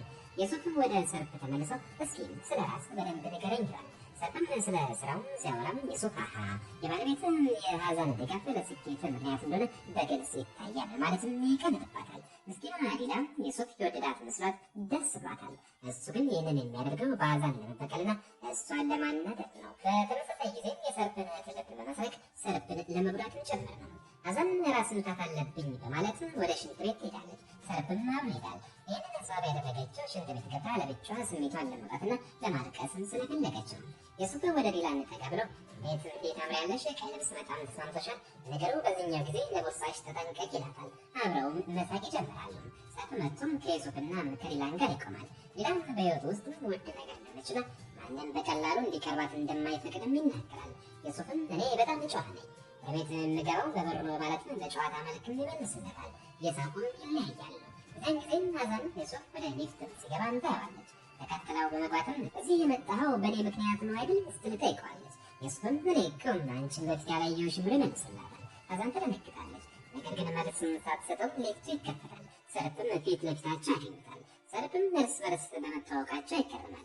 ነገር ግን የሱፍ ነገሩን በፍጥነት ለማስተካከል በአጋጣሚ ሊፍት ውስጥ መገናኘታችን ደስ የሚል አጋጣሚ ነው ብሎ ትቷቸው ይሄዳል።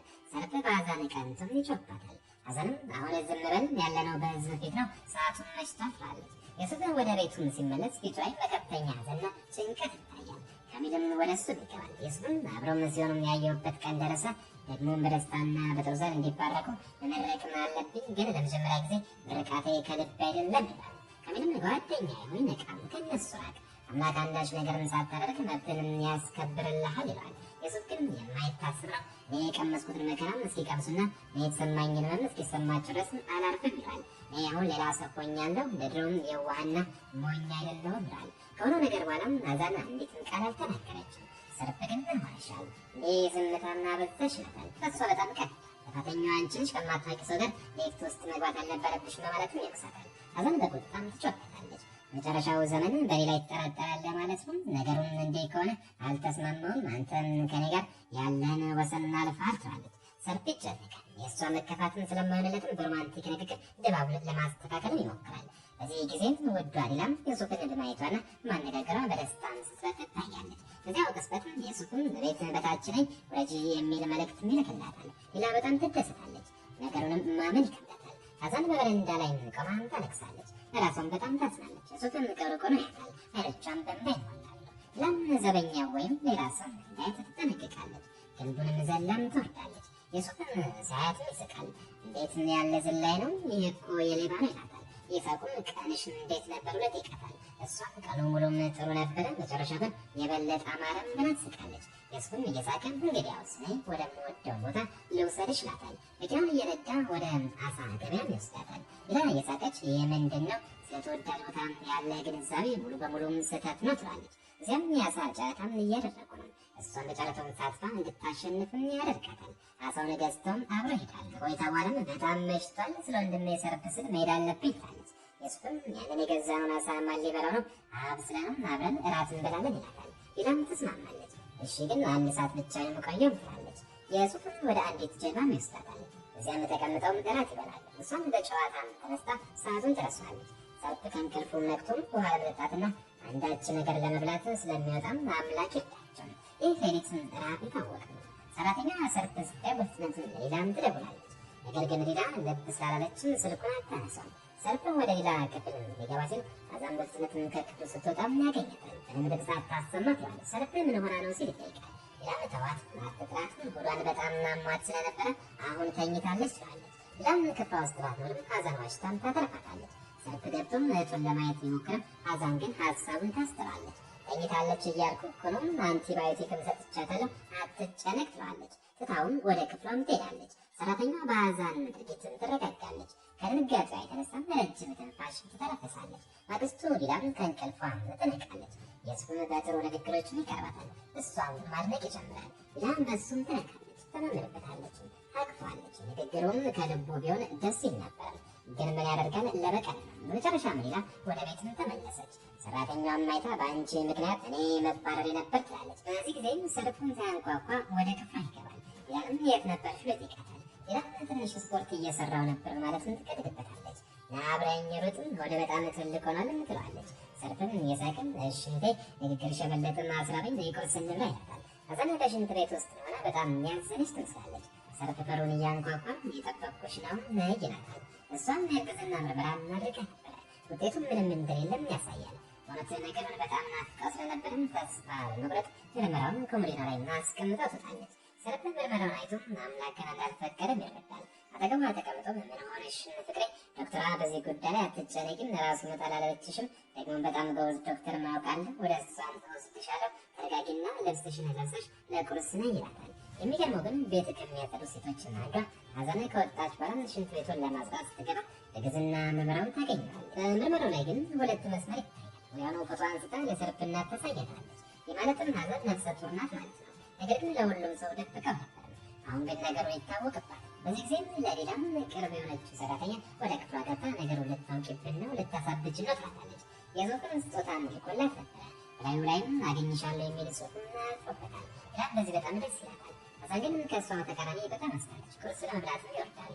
የሰርፕና አጎት አብረዋቸውን ቁርስ ይበላል። እነሱ ደግሞ እርስ በርስ አይወደዱ። በምግብ ሰዓትም ስለ የሱፍ ወሬ ይነሳል። አዛን ትጨነቃለች። ከጭንቀቷ የተነሳ የያዘችውን ብርጭቆ በጣም ስትጨምቅም ይሰበራል። እጇንም ይለበልባታል።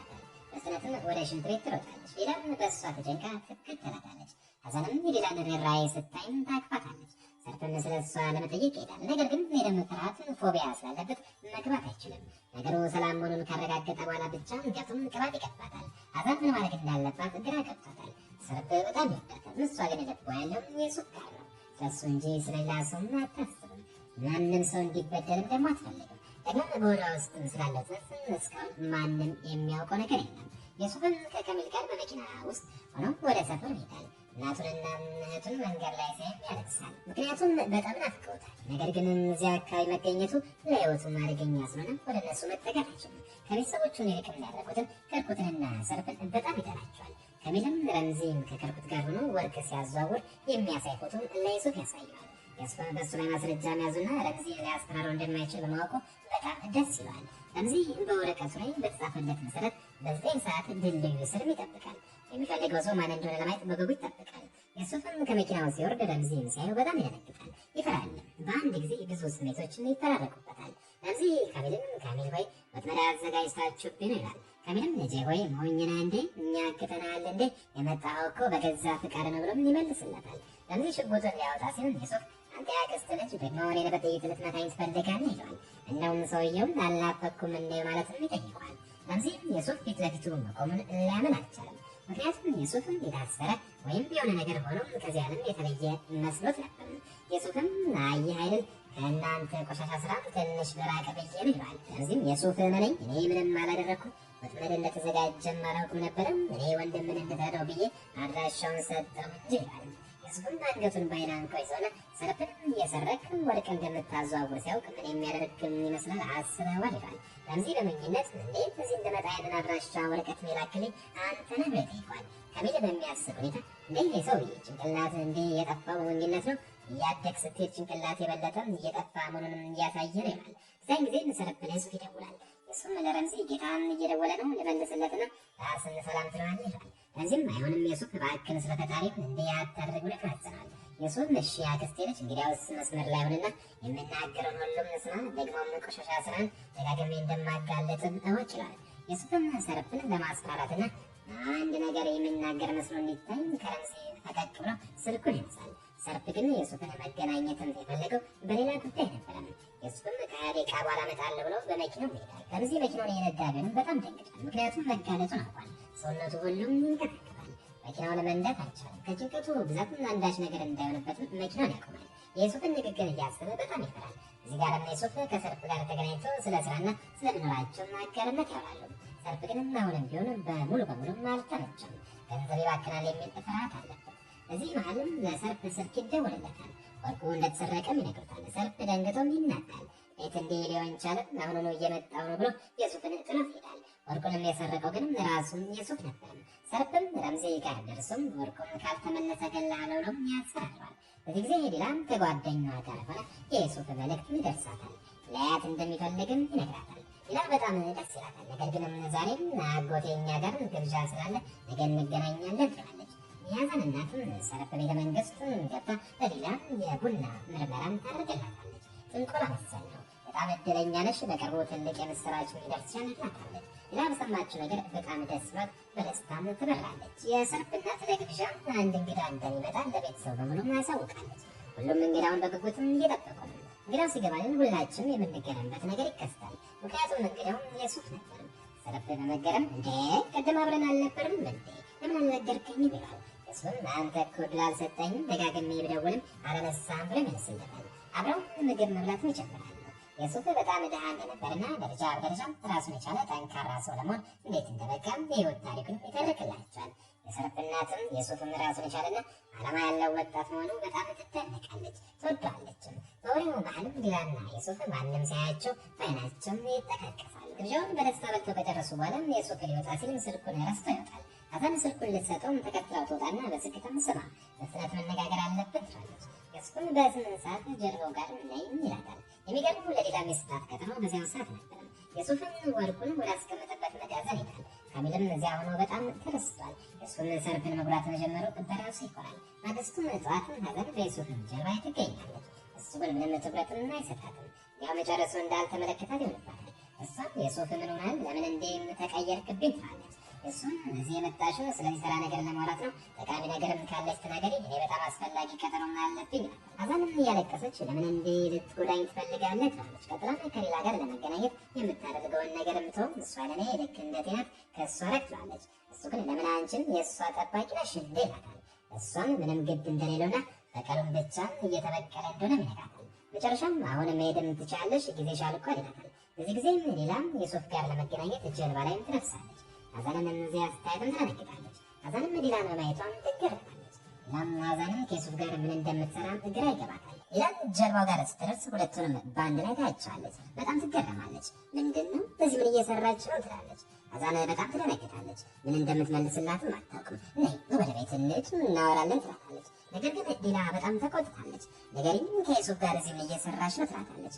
የሱፍ ደግሞ በድፍረት ዲላም ትልቅ ድንጋጤ ይፈጥርባታል። አዛን የመጣችው ከእሱ ራቅ ልትል ይላታል። ሌላም የባለቤቷ እህት የቅርብ ጓደኛውም እንዴት አድርጋለች ነው አታምንም። በጣም ተናዳም ትሄዳለች። ካሚልም ከሱፍ ጋር ተቀምጠው አዛን ከዳተኛ ነች፣ የምትፈልገውን ማድረግ ትችላለህ፣ ግን ዲላን ምን አጠፋች? በእውነት ይሄ በደል ነው ይላል። ዩሱፍም ካሚልን ያንን ርህራሄ ለራስ ተው፣ ምን እያደረግኩ እንደሆነ በደንብ አውቃለሁ። ተራም ታክሲ ሹፌር ነበርኩ፣ በሰላም እኖር ነበር፣ ግን እነሱ ናቸው እንዴ እንደሆነ ያስገድዱኝ። አሁን በእነሱ ላይ ምንም አይነት መጸጸት የለብኝም። ለአመታት ቤተሰቦቼንም ሳላውቅ ተደብቄ መኖር ይበቃል ይላል። ሌላም ለእሱ የምታሳየው ርህራሄም የሰርፕ ደካማ ጎን ነው። እሱ የሚፈልገውን ለማግኘት ብቸኛው መንገድ እሷ ናት። አዛን ሌላ ጋር ደርሳ እባክሽን አዳምጪ ትላታለች። ሌላ ግን ንግግሯን በማቋረጥ እህቴ መስለሽኝ አምኜሽ ስህተት የፈጸምኩት እኔ ነኝ፣ መካከላችን የነበረውን ሁሉም እንድትሰጠት እናደረግሽኝ ትላታለች። አዛን ሁኔታውን ለማስተካከል ትሞክራለች። ወንድሟ ሊደርስባት ስለሚችል እንደምትፈራም ትነግራታለች። ሌላ ግን እውነቱ ንገሪኝ፣ ስለ ዩሱፍ እኔ የማላውቀውን ነገርም ታውቂያለሽ ትላታለች። አዛን ዩሱፍ እየተጠቀመብሽ ነው፣ አትመኝም፣ እኔ ልጠብቅሽ ነው የሞከርኩትም እመኚ ትላታለች። ሌላ ግን ተናዳም አንቺም ከእንግዲህ ጉዳይም አትሆኝም ብላም ትሄዳለች። ሰርፕ ገብተው ምንድነው ድምፃችሁ እስከ ጎዳናም ይሰማል ይላል። ሌላም ጮክ ብላ ሁሉም ነገር ሰልችቶኛል፣ ሁላችሁም ህይወቴ ውስጥ ትገባላችሁ፣ ይህ ምንድን ነው ብላም ተናዳ ትሄዳለች። ሰርፕም ታዛላ ይጨዋል። እህቴ ጋር እንዴት ትጮይባታለች? የመጀመሪያና የመጨረሻ ይሁን ከፊቴ መጠፊ ይላታል። ሐዘን እሷ የምትበልጥ ከሆነ ሌላ አንተ ምንድን ነህ ትላለች። ሰርፕም አንቺ ባለቤት ነሽም እሷ ደግሞ ደሜ ነችም ከእሷ ጋር አትነጻጸሪ ብሎም ትቷት ይሄዳል። ሐዘን በንዴት ትፈነዳለች። ሰርፕም ከአጎቱ ጋር ቆመው ወርቁን የሰረቀው እሱ እንደሆነ ይጠረጥረዋል። በጣምም ተቆጥቶበታል። አጎቱ ግን ወርቅ እያዘዋወርክ እንደሆነ ለእናትህ እንዳልነግርብህ በአክብሮት አነጋግረኝ፣ ካልሆነ ልቧ ይቆማል። እኔ ወርቅም አልሰረቅኩም፣ ብታምነኝም ባታምነኝም ግድ የለኝም ብለው ያስፈራረዋል። ሰርፕም ከዩሱፍ ጋር ይደርሳል። መጥፎ ዜናም ስላለ መገናኘት እንዳለባቸው ይነግራል። ሰርፕም በግማሽ ሰዓት ውስጥ ና ብሎም ስልኩን ይሰጣል።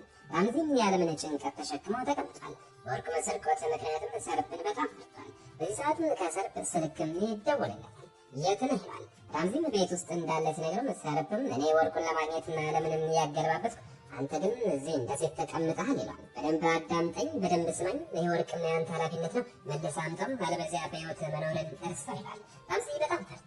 አርዙም ሕይወቱ እንዳበቃችና ሰርፕ እንደሚገለው ይነግራታል። አርዙ ግን ፈሪ እንዳይሆንና ሄደው ዩሱፍን ወርቁን የት እንዳለ እንዲጠይቅ ምናልባትም እሱ እጅ ሊኖር እንደሚችልም ትነግረዋለች።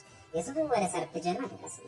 የሰርፕ አጎትም አጋርነት እንደ ትዳር ሙሉ መታመን እንደሚያስፈልግም ይነግረዋል። ሰርፕ ግን ንግግራቸውን በማቋረጥም ቀጥታ ወደ ጉዳዩ ይገባል። ዩሱፍ ምንም አይነት ምስተትም ወይም ጥፋት እንደሌለበትና ንጹሕ እንደሆነም ይህም ሰርፕንም እያጠራጠርም እንዳለ ይነግረዋል።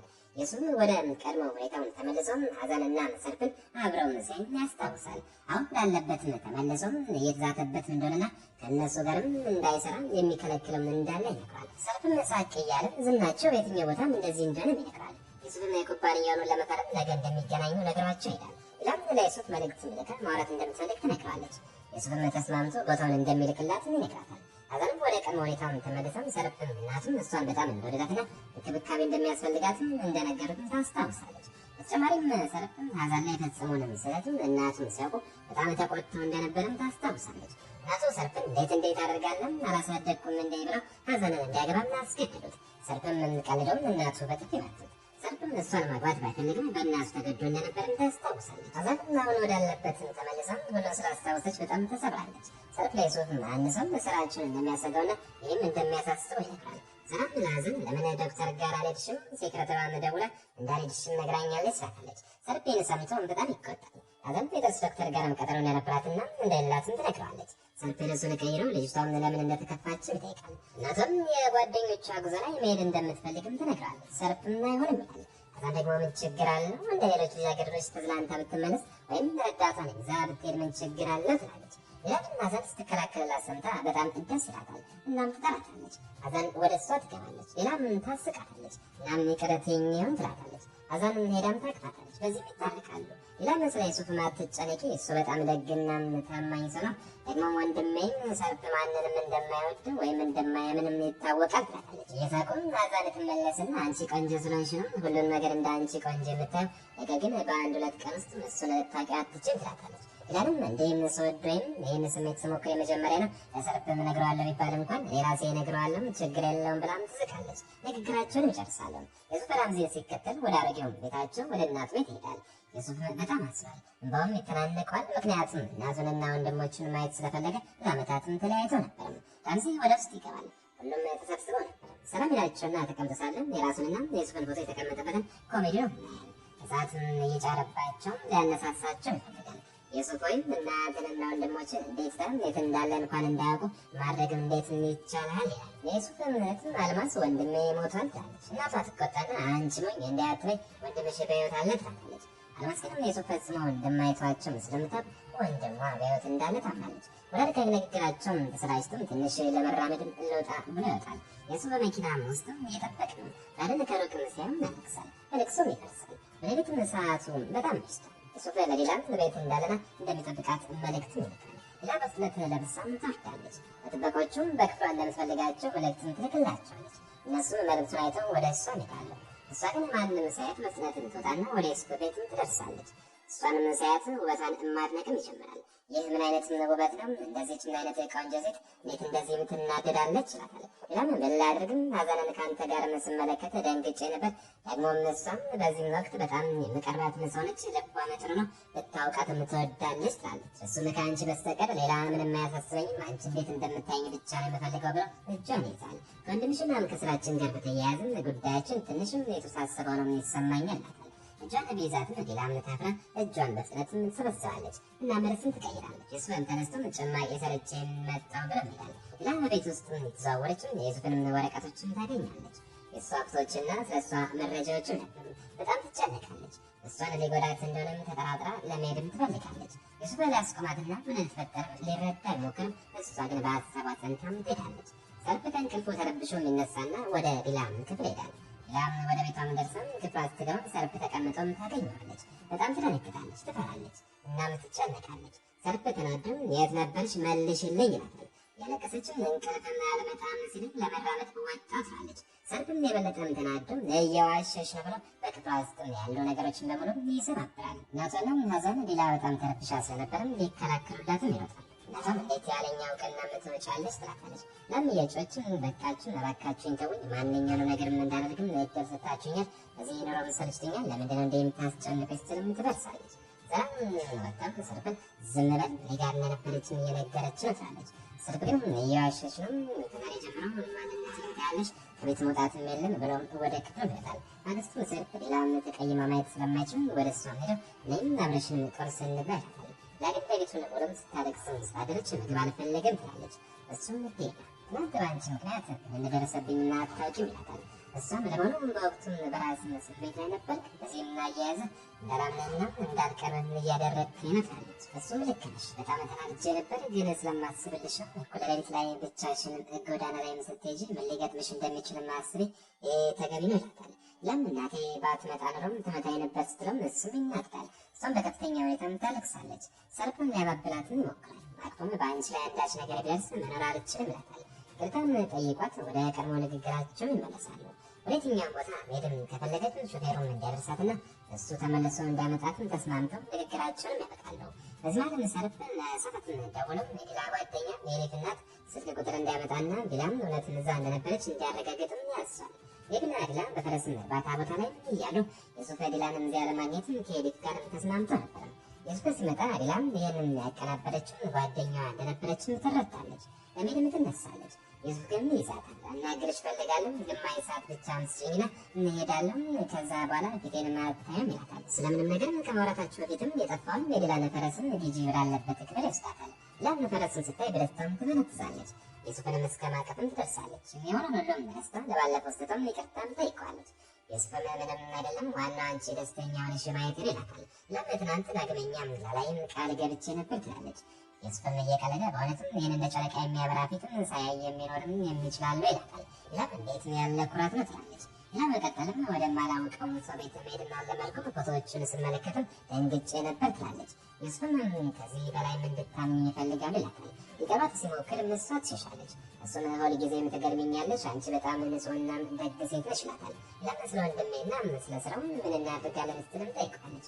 እሱም ለአንቺ ስል ማንኛውንም መስዋዕትነት እከፍላለሁ፣ አንቺ የኔ ብቻ እንድትሆኚ ማንኛውንም አደጋም እጋፈጣለሁ ይላታል። እጇን ይዞም የፍቅር ቃላትን ይሰነዝርላታል። ሰፈቱን ዩሱፍን ወዳረፈበት ሆቴል በመሄድ መረጃ ፍለጋም ክፍሉን ውስጥ ይገባል። ነገር ግን አንዲት ጆሮ ጌጥ ብቻ ያገኛል። እሷንም ይዞም ይወጣል። ያ ጆሮ ጌጥ የማን እንደሆነም እናውቃለን። ይህ ሌላ ጣጣ። ዩሱፍ ለብቻ ቆሞ ዲላም ከዚህ አስከፊ ቤተሰብ ውስጥ እንዴት ንጹሕ ሆነሽ ወጣሽ እያለ ይገርማል። በቀጠልም ዩሱፍን ሰርፕንና ማጎቱን ከኩባንያው ፊት ለፊት ያገኛቸው ሲል በድንገትም የተኩስ ድምፅ ይሰማል።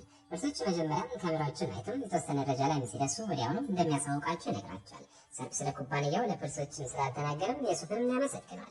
ምክንያቱም ሰርፕ ከምንም በላይ የሚጨነቀው ስለ ስሙና ስለ ስራው ዝና ነው።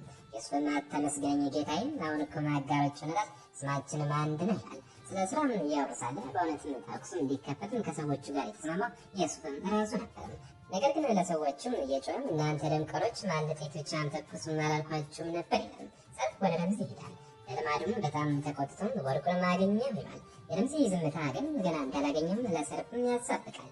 ሰርፕም ይህን የመጨረሻ ሙከራ ነው፣ ያኔ ግን እኔንም አትውቀሰኝ፣ ምን እንደማደርግ አታውቅም ብሎም ትቶት ይሄዳል። ዩሱፍ ቆሞ ሌላ ባምንና መጨረሻ ብትከዳኝና ልቤን ብትሰብረውም እፈራለሁ ያለችንም ያስታውሳል። ነገር ግን በተንኮል እየሳቀ ለካሚልም እንዲህ ይላል፣ እስቲ ማስበው ትልቁ ምኞቴ በታክሲ ሳይቼ የቤት ዕዳ መክፈል ነበር፣ ግን የሁሉም ሲሳይ ይመጣል ብዬ አልገመትኩም ነበር ይላል። ካሚልም ጓደኛዬ አምላክ ለሁሉም እንደ ሀሳቡም ይሰጠዋል ይላል። ዩሱፍም ዲላ በጣም ንጹሕና ደግ ልጅ ስለሆነች እንደነሱም ስላልሆነች ትንሽ የጥፋተኝነት ስሜትም እየተሰማኝ ነው ይላል። ካሚል ችግሩ እኮ አንተ እንድታፈቅርህ ማድረግ ነው። እሷ መውደድ ብቻ ሳይሆን አብዳላለች። ይህ ደግሞ ለእሷ በጣም ከባድ ይሆናል ይላል። የሱፍ ግን ምንም አይከብድም፣ በቀላሉ ማገባታለሁ ሲል ይመልሳል። ካሚል ቤተሰቦቿ የሚስማሙ ይመስላል መስጠይቀው የሱፍ እንዴታ ያው በደስታም እልል እያሉ ይደንሳሉ። ግን ቃል እገባለሁ እኔ የሰርግ ቀን የዚያ ቆሻሻ ሰርግ የቀብር ቀን ይሆናል ይላል። ለምን ከአዛን ጋር ተቀምጣም ያን ዕለት የሱፍ ያን የፍቅር ሰው እንደሆነም እንደቀረባትም ታወራላታለች። አዛን አይኖቿ በእንባ ይሞላሉ። ምክንያቱም ሌላ የምታወራውን ታሪክ ዩሱፍና አዛን በታችሁበት ወቅት የነበራቸውን ግንኙነት የሚመስል ነበር። ለምን ዩሱፍን መውደድ ብቻ ሳይሆን እሞትለታለሁ ትላለች። አዛንም ፈገግ ብላም እሱም እንደሚሞትልሽም እርግጠኛ ነኝ ቆንጅዬ ትላታለች። አዛን ክፍሏ ሆናም ዩሱፍን የሰጣትን የልብን ቅርጽ ያለው ሀብል አይታ በጣም ታዝናለች። ሰርፕም ወደ አዛን ክፍል ገብቶ መጨረሻም ይህን ቀንም አልቆ ከአንቺ ጋር የመሆንበትን ሰዓት ስለደረሰም ደስ ብሎኛል፣ በጣም ናፍቀሽኛል ይላታል። አጠገቧም ተቀምጦም የፍቅር ቃላትንም ይነግራታል። ልብሷንም ሲቀይርላትም ያ ሀብልና አብሮ ይወድቃል።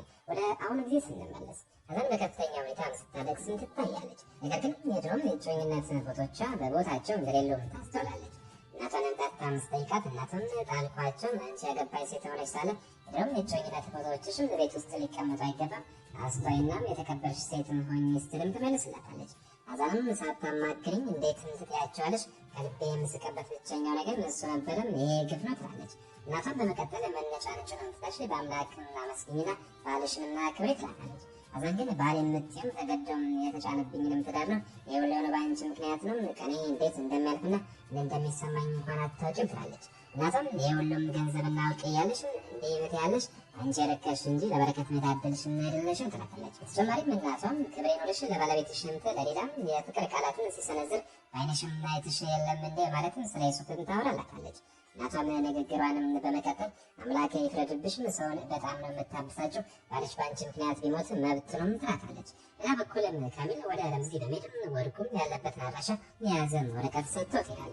ረምዚ በደስታም ክንፍ አውጥቶም ወዲያውኑ ለሰርፕ ደውሎም ያሳውቋል። ሰርፕንም ሰዎቹ ወደ ተባለው አድራሻ ቢሉም ቦታውን ባዶና ምንም ነገር እንደሌለበት ሆኖ ያገኙታል። ረምዚ ሊያብድም ይቃረባል። ሰርፕ በጣም ይናዳል። ነገር ግን ሰፈት በሳጥን ውስጥ የሆነ ነገር እንዳለ ለሰርፕ ይነግራል። ሰርፕ ገብቶም ሲመለከትም አሾ ያለበት ማሰሮና አንድ መልእክት ያገኛል። መልእክቱም ሲያነብም ከፍርሃትም የተነሳ አይኖቹም ይቀራሉ። ዩሱፍም የቀብር ቀን ደርሷል እበቀላለሁ ማለትም እያስፈራራው መሆኑንም ይረዳል። እንዲሁም ሚራን መመለሱንም ይነግረዋል። ይህን ሁሉ ተንኮል ያቀናበረው ዩሱፍ ሲሆን ለካሚልም እንዲህ ይለዋል። ሰርፕም ያን መልእክት ሲያይ ፊቱ ምን እንደሚመስል ለማየት እመኝ ነበር። ይሳቅም ከኔ በስተቀር በዙሪያው ባሉ ሰዎች ላይ እምነት እንዲያጣም እናደርገዋለን። ይህን ብቻ እንዲያምነኝም ካደረግኩት በኋላ ሌላንም ከሱ ለይበታለሁ፣ ልቡንም እሰብረዋለሁ። ገና ብዙም የሚያየው ነገር ይኖራል ይላል። አዛን ወደ አርዙም ትሄዳለች። እንዳይቻትም አጥብቃም ታቅፋታለች። አዛንም ለዩሱፍ መታሰቢያ እንዲሆን በገዛ እጇም የሳለችውን ፎቶ በስጦታ መልክም ጠቅልላም ይዛለች። ፎቶ በእውነት በጣም የሚያምር ነበር። ዩሱፍ ለብቻው ቆሞ ሰርፕና ቤተሰቦቹ አዛንን ለመጠየቅ ወደ ቤቷም ሲሄዱ ያየበትን ያለፈ ታሪክ ያስታውሳል። እዚያ ወቅትም ሊተኩስባቸው አስቦ ነበረ። ነገር ግን እምነቱ አጠገቡ ስለነበረች ሊሳካለትም አልቻለም ነበር። እዚያ ወቅትም ዩሱፍ በጣም ተሰብሮ ነበረ። አዛንም እያለቀሰች ለአርዙ እንዴት ትላታለች። እውነትም ተጋብተን በአንድ ቤት ውስጥ አብረን የምንኖርበት ቀን ይመጣል ብዬ በፍጹም አልገመትኩም ነበር ትላለች። መጠጥም እየጠጣች ራሷን መሳት ስትጀምር አርዙ ሰርፕ በዚህ ሁኔታ ካየሽ በደብደባም ሊገልሽ ስለሚችል ንቂ፣ የሚያነቃሹና ላፍላለች ትላታለች። አዛንም እየተቆጣችም ያኔ ሰርፕ እኔን አስገድደው ሲወስደኝ ለምን ቡና አላፈላሽልኝም ለምንስና አላነቃሽኝም ነበር ትላለች። አርዙም በጓደኛ ላይ በፈጸመችው ነገር የተነሳ ህሊናዋ በጣም ይረበሻል። በከፍተኛ ሁኔታም ታዝናለች። በዚህ ማለት የሰርፕም አጎት ወደ እሱ ሲገባ ሰርፕ ሽጉጥ ይዞ አይኖቹ በቁጣ ቀልተው ያገኛል። ሰርፕም ሚራን ተመልሷል አጎቴ ይላል። ለዚህም ለሰርፕ ደውለው በዩሱፍ መኪና ላይ ተኩስም የከፈተውን ሰው እንዳገኘው ይነግራል። አጎቱም ይህንን ሰው ማንን ተከትሎም ካወቅን ሚራን ወዳለበት መድረስ እንችላለን ይላል። ሰርፕ እናቱና እህቱ ለብቻቸው ስለሆኑ አጎቱ ወደ ቤት እንዲሄድም ይጠይቋል። አጎቱም ዩሱፍን ደውሎም አብሮት እንዲሆን እንዲነግረውም ይመክረዋል። አዛንም ከአርዙ ቤትም ወጣ ቀጥታ ወደ ዩሱፍ ቤት ትሄዳለች። ዩሱፍም በመምጣቷም ይገረማል። አዛን ወደ እሱ ቀረብ ብላ ዩሱፍም እስከ መቼ ነው እኔን እናንተን በዚህ ስቃይ ውስጥ የምታኖረን? እኔ በደንብ እረዳለሁ። እናንተ እኮ ስለ እኔ ስትል ዕድሜዬን ሙሉ ልታጠፋ እንደምችል የነገርከኝ ሰው ነህ ትላለች። እሱ ግን ወይዘሮ ባልሽን ከቀድሞ እጮኛው ጋር ልታታለይ መሞከርሽ ነውር ነው ይላታል። ወዲያውም ለእናቷም ደውሎ ልጅሽን መተሽ ውሰጂ ይላታል። አዛንም በሌላ ላይ የምታሳየውን ትወና አቁም፣ ውሸት በፍቅር ልቧን አትስፈረው ትላለች። እሱ ግን ሌላም ከአንቺ በሺህ ጥቅም ንጹሕ ናት ይላታል። በዚህ መሀልም ሌላም ስጦታን ይዛም የዩሱፍን ቤት ደውልም ትደውላለች። የዩሱፍም የያዘን እናት የመጣች መስሎት በሩን ሲከፍት ዲላን ያገኛታል። አዛን ሌላንን ስታያት ደንግጣ በፍጥነትም ትደበቃለች። ሌላ ግን ከዩሱፍ አጠገብ የሴት ጫማ ስታይ ደንግጣ ጥላው ትሄዳለች። እንደ ሆነም በዚህም ጊዜ አብራም ያለችው አዛን መሆኗንም አላወቀችም። ዩሱፍ ሊያስቆማትና ሊያረጋጋት ቢሞክርም አይሳካለትም። በመቀጠልም በዲላ የተሰጠውን የሁለቱንም ምስል የያዘውን የፈረስ ስዕል ይመለከታል። የአዛን እናትም ዩሱፍ ቤትም ስትደርስም ዩሱፍ ልጅሽን እባክሽን በደንብ ያት አሳድጊያት፣ ትኩረትም ስጫትም ይላታል። በዚህ ማለም ሰርፍ ለዩሱፍ ደውሎ አሁኑን እንዲመጣም ይነግራል። ያለበትንም ቦታ ይልክለታል። ዩሱፍም ሰዎቹንም ሰብስቦ ይሄዳል። ሰርፍንም ሲያገኘው ሰርፍ ወደ አንድ መጋዘንም ያስገባል። ዩሱፍም ወደ ውስጥ ሲገባ አንድ ነገር አይቶ በድንጋጤ ይቆማል። ወንድሙ ሙራድም በሰርፍ ሰዎችን ተደብድቦም ለሞትን ተቃርቦም ሲያው ህይወቱን ትልቁን ድንጋጤም ይደነግጣል። ሰርፍ ለዩሱፍ እንዲህ ይለዋል፣ ይህ ወንጀለኛ በእኛ መንገድ እንዲናገር እናደርጓለን። ያኔ ማን እንዳሰራራህና ሴራ እንዳሴረበት እናውቃለን ይለዋል። ሙራድ ምስኪኑ መናገር እንኳን እናቅቶታል። ይሳለቁበት በዱላም ያደርጉታል። ዩሱፍ ሙራድን ይዘዋል። አይኖቹን በእንባ ይሞላሉ። ወደ ሰርፍም ዞር ብለው ስለዚህ ዜና እርግጠኛ ነህ ይለዋል። ሰርፍም አዎ እርግጠኛ ነኝ፣ መረጃው የደረሰኝ በጣም ታማኝ ከሆነ ቦታ ነው ሲል ይመልስለታል። ሰፖርቱን በፍጥነት ይገባና ፖሊሶችን በአካባቢውን የተቆጣጠሩ እንደሆነም ይነግረዋል። ሰርፍን ወርቅም ሲሰርቅ የሚያሳይ ቪዲዮም ይደርሷል። በዚህም በጣም ይናደዳል። በወቅቱም እዚያም ስላልነበረም በሰውየም በበዳያም ይጠራጠራል። ሰፖርትንም ወደ ልጅቱ ሄደውም ሰነዶችንና እነሱም ሊጎዱ የሚችሉ ነገሮችን በሙሉ እንዲያሸሽም ያስሷል። ለምሳሌ ወደ ሰርፍም ሄደው ስለ ሙራድ ይህንን ሰው ምን እናድርገው ብሎም ይጠይቀዋል። ሰርፍም አሁን ላይ ጊዜው ተወኝ፣ አንተ በዚያው ጥቁር ስራ እንደፈለግህ አድርገው ይላል። ሰርፍም ዩሱፍን ተሰናብቶ ይሄዳል። ዩሱፍ ስለ ወንድሙ ሙራድ በጣም ተጨንቋል። ስለ እሱም ክፉኛ ፈርቷል። የአዛን እናትም በአዛን ላይም ትጮኻለች። ይህም ደስ ይልሻል? ውርደትን አመጣሽብን። እነሆ በፊቴም እንደ ዋያም ከረጢትን ወረወርሽ፣ ራስሽን እንዲህም ያደረግሽው አንቺ ሆነሽ ትላታለች። አዛን ፊቷ ላይም እየጮኸች ምንድን ነው አንቺ ምንድነሽ? ከኔ ጋር እንድትነጋገር አልፈልግም፣ ዝም በይ ትላታለች። መኪና ውስጥም ትታትም ወርዳ በከፍተኛ ሁኔታ እያለቀሰችም ትሄዳለች። ረምዚና ሙራድም መኪና ውስጥም አብረው ናቸው። ሙራድም እየጮኸም የሱፍ በሕይወት እንዳለ ታውቅ ነበር አይደል? ተናገር መልስልኝ ይላል።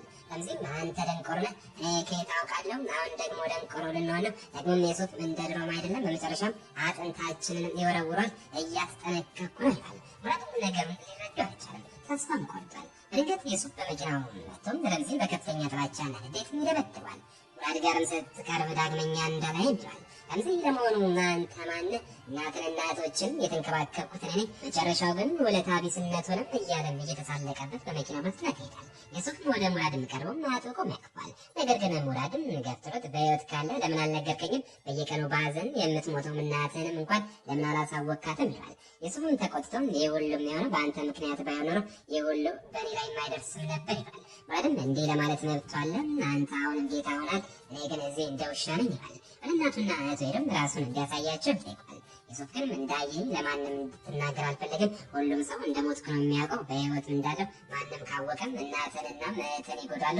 እነዚህ ሰዎች ምንም ርኅራኄ የላቸውም ሲል እምቢ ይላል። ሙራድም ወይ መጥተህ በሕይወት መኖርንም ትናገራለህ፣ ካልሆነ ግን እኔ ራሴ ሁሉንም ነገር እነግራቸዋለሁ ብሎ አስፈራርቶት ይላል። አዛን ወደ ቤትም ትመለሳለች። በጣም ተጨንቃለች። ሌላም በሩ ላይ ጫማዋን ያየችበትን ሁኔታ ታስታውሳለች። በዚያው ቅጽበት ሌላ ወደ አዛን ሄዳ በከፍተኛ ሁኔታ እያለቀሰችም ታቅፋታለች።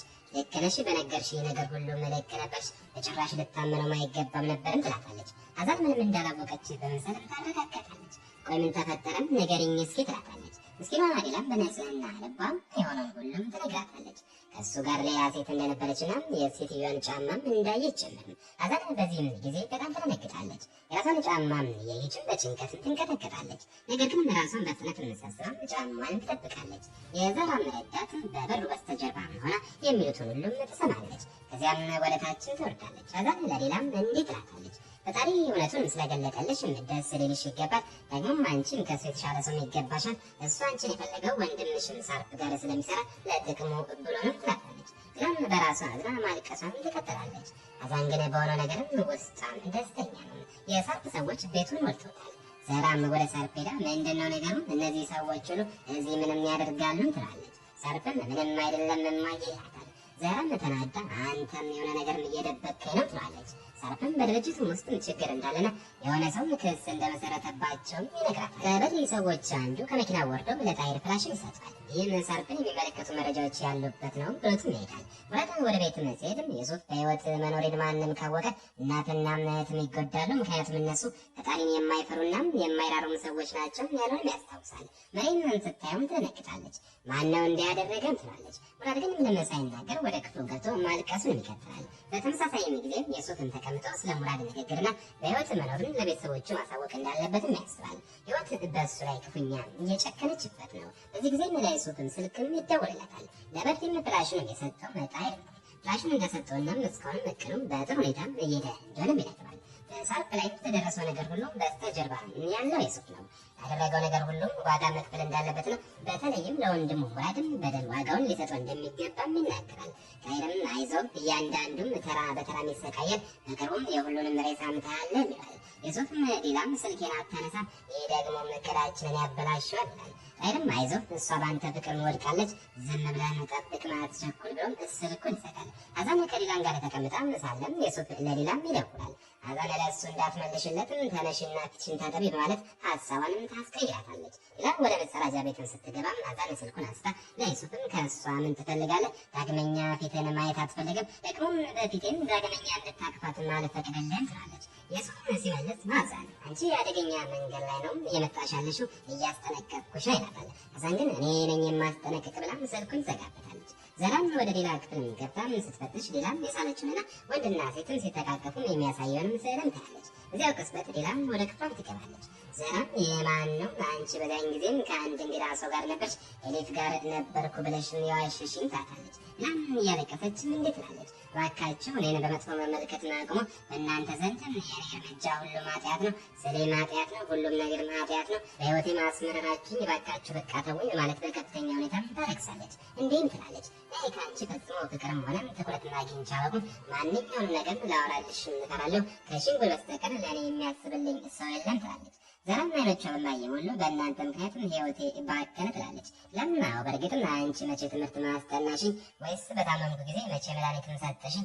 አንቺ ስለራስሽ ጥቅም ብቻ እንጂ ስለሌላ ሰው አታስቢም ስትልም ትመልስላታለች። ዘራም ራሷን መቆጣጠር አቅቷት በጥፊ ትመታታለች። ጥላትም ትሄዳለች። የሱፍም ሳርፍን ቤት ይደርሳል። ያን ግቢ ውስጥም ያያታል። ነገር ግን ያለቀሰችም ጥላት ትሄዳለች። ሳርፍም አይቷት ለዩሱፍም እንዲህ ይላል፣ ወንድሜ ሆይ እህቴ በዚህ ሰሞን ምን እንደሆነች አላውቅም። ማን እንደዚህ እንደሚያበሳጫት ባውቅ ኖሮ አንቀው ነበር ይላል። የሱፍም በስላቅ መንገድ በጣም ደስ የሚለው የእኛ አስተሳሰብ ተመሳሳይ መሆኑ ነው ይላል። በዚህ ጊዜም የሳርፍ አቅፍ ተዚንና ሰፋውት መተው ሶርፍን ለአንድ በጣም አስፈላጊ ጉዳይ እንደሚፈልጉት ይነግሩታል። የሱፍም ተሰናብቶ ይሄዳል። ሰፋውትም ለሳርፍ በድሪ ምንም አይነት ፍንጭ እንደሌለውና ያገኙት እንዳልቻሉም ይነግራል። ሳርፍ በንዴት ሊፈነዳም ይደርሳል። እዚህ ጋርም የሱፍ በዝግታም ተደብቀው ወደ ዲላም ክፍልም ይገባል። ነገር ግን ሀዛን በረንዳ ላይ ሆናም ታየዋለች። የሱፍም ወደ ዲላም ክፍልም ይገባል። ዲላም ደንግጣም ሰው እንዳያቸውም ትፈራለች። የሱፍ መኝም ከአንቺ በላይ ማንንም ወድጄ አላውቅም፣ ማመን አለብሽ እያለ በንግግሩም ይሸነግላታል። ዲላ ግን ከእሱ ምክለት እንደፈጸመባትና እየተጠቀመባት እንደሆነም ስለተሰማት በንግግሩም አትታለልም። በዚህ ጋርም ሳርፍም ወደ ዲላ ክፍልም መጥቶም በሩን ያንኳኳል። የሱፍ በውስጥም ተደብቀው ስለነበረም ዲላ በፍጥነትም ወጣ እንዳይገባም ተከለክላለች። ሳርፍም ከእማዬ ጋር ለምን ተጣላችሁ ይላታል። ዲላም ያለምንም ምክንያት መታችሁ ትላለች። ሳርፍም እየጮህ ያለምንም ምክንያት እንዴት ትመታሻለች ይላታል። ዘረም ወደ እነሱ መጣም ለሳርፍ እንዲህ ትላለች፣ አቶ የሱፍም እዚህም እያለ ድምፅን እንዲህ ከፍ ማድረግ አግባብ አይደለም፣ አሁንም ጊዜው አይደለም፣ በኋላም እንነጋገራለን ትላለች። ሳርፍም ዝም ብሎ ይሄዳል። የሱፍም ለዲላም ካለሽበት ጭንቀት ሁሉም አድንሻለሁ፣ ሁሉንም ነገር ማስተካከላለሁ ብሏትም ይሄዳል። ዘራም የሱፍን አብሯቸው እራት እንዲበላም ትጋብዘዋለች። እራትም ሰዓት ሁሉም ይሰበስባሉ። ሀዛን በጣም የሚያምር ጥቁር ቀሚስ ለብሳም ትመጣለች። ሳርፍም ተቆጥቶ ሜዳም ቀሚሱን እንድትቀይርም ይነግራታል። ሀዛን ግን የሳርፍን ትእዛዝ ባለመቀበልም እንዲህ ብላም ትቀመጣለች። ሳርፍም በእሷ በጣም ይናገራል። የሱፍም በንግግሩ ማለት ስለ ዲላም ፍንጭ ይሰጣል። በእጁም ያለችን ነገር አሳልፎ እንደማይሰጥና እንደማይተውም ይናገራል።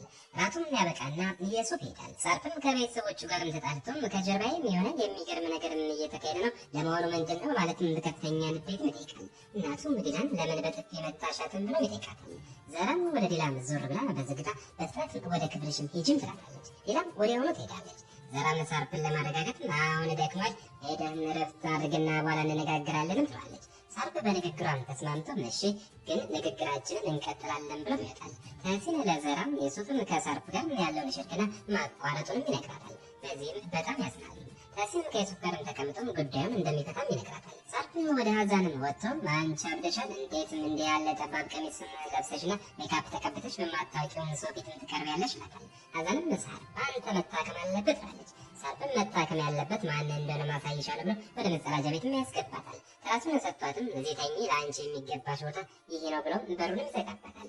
ማግስቱም ከእንቅልፉ ሲነቃም ህሊናውን ያውቅሷል። ወደ መጸዳጃ ቤት ሄዶም ያንኳኳና እሺ ነይና አልጋሽ ላይ ተኚ ይላታል። ሀዛን ከመጸዳጃ ቤቱን ስትወጣም ይሄ ሞኝ ሊያቅፋትም ይሞክራል። እማዬ እህቴን ለምን እንደምታቻት እንድትነግሪኝ እፈልጋለሁ ይላታል።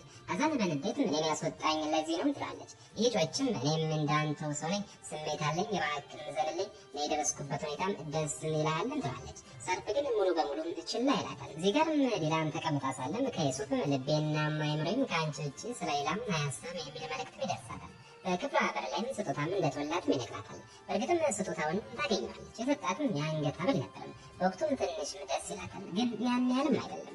ለመልእክቱም የሱፍን እባክህን እርሳኝ ብላም ትልክለታለች። ዩሱፍም እኔ ግን በፍጹም ልረሳሽና አልፈልግም፣ አሳልፌ የማልሰጥሽም ገባሽ ብሎ ይመልስላታል። ራሷን ማዝና ማልቀስ ትጀምራለች። ማግስቱም ሀዛን ማንም ሳያት ወርዳም ሌላም እንዳታየም ጫማውን ወስዳ ታች ቆሻሻ ውስጥም ትጥላለች። ነገር ግን ናሲያም ከሩቅም ሆናም ታያታለች። ሌላም ጫማውንም ታጣለች። የማም ሰውዬም ከሌላም ሴት ጋር የፍቅር ቀጠሮ ላይ ነበረ። ሌላም ጫማውን አይታም ሄደችም ያለችንም ታስታውሳለች። ቤቶችን ማያያዝም ትጀምራለች። ጫማውንም ይዛም ልትሄድ ስትል መዘራም ታያትና ምንድንም ቆሻሻ ውስጥ እስከመፈለግም ደረስሽም ትላታለች። አሲያ ነገሩን ለማደባበስ እናቴ የትምህርት ማጠቃለያውን በስተትም ጥላ ስለነበረ እሱን እየፈለግኩ ነው ትላታለች። ዘራ ግን አታምናትም። እስኪ አሳይኝ ትላታለች። ጫማውንም ስታይም አሲያም እየዋሸች እንደሆነ ታውቃለች። የጅና ቁርስ አዘጋጅም ትላታለች። አሲያም እየሳቀችም ትሄዳለች። ማግስቱም ሰርፕ ወደ ሌላ ሄደው እናቱ ለምን እንደመታቻት ለማወቅ አሁንም ይወተውታታል። እሷ ግን በንግግርም ለመካድ ትሞክራለች። በዚያን ጊዜ እናቷም ገብታ ለሰርፕ እንዲህ ትላለች፣ አንተ እስካሁን ይህንኑም ርዕስ አልዘጋውም፣ እሺ እኔ ላሳርፍ ትለውና ከሽንጉል ጋር ስላነጻጸረች ነው የመታወት ብላ ትዋሻለች። አሁንም ከዚህ ድም ትላለች። ሰርፕ በንግግሯም አይታለልም። አንቺም ሆንሽ እሷ እንዲያው ማዘን የሆነ ነገር እየደበቃችሁ ነው፣ ነገር ግን በፈጣሪ እምላለሁ እውነቱን አውቀዋለሁ ብላቸው ይሄዳል። ሰርፕ ሆይ አንተ በእውነትም ተላላ ነህ፣ ሁሉም እየሳቁብህና እየደበቁ ነው፣ ለክብርህ ምንም ቦታም አልሰጡም። በእውነት በጣም ያሳዝናል። ለምዚህ ከሙራድ ጋር እየተነጋገረ ስራ እንደሚፈልግለትም ይነግረዋል።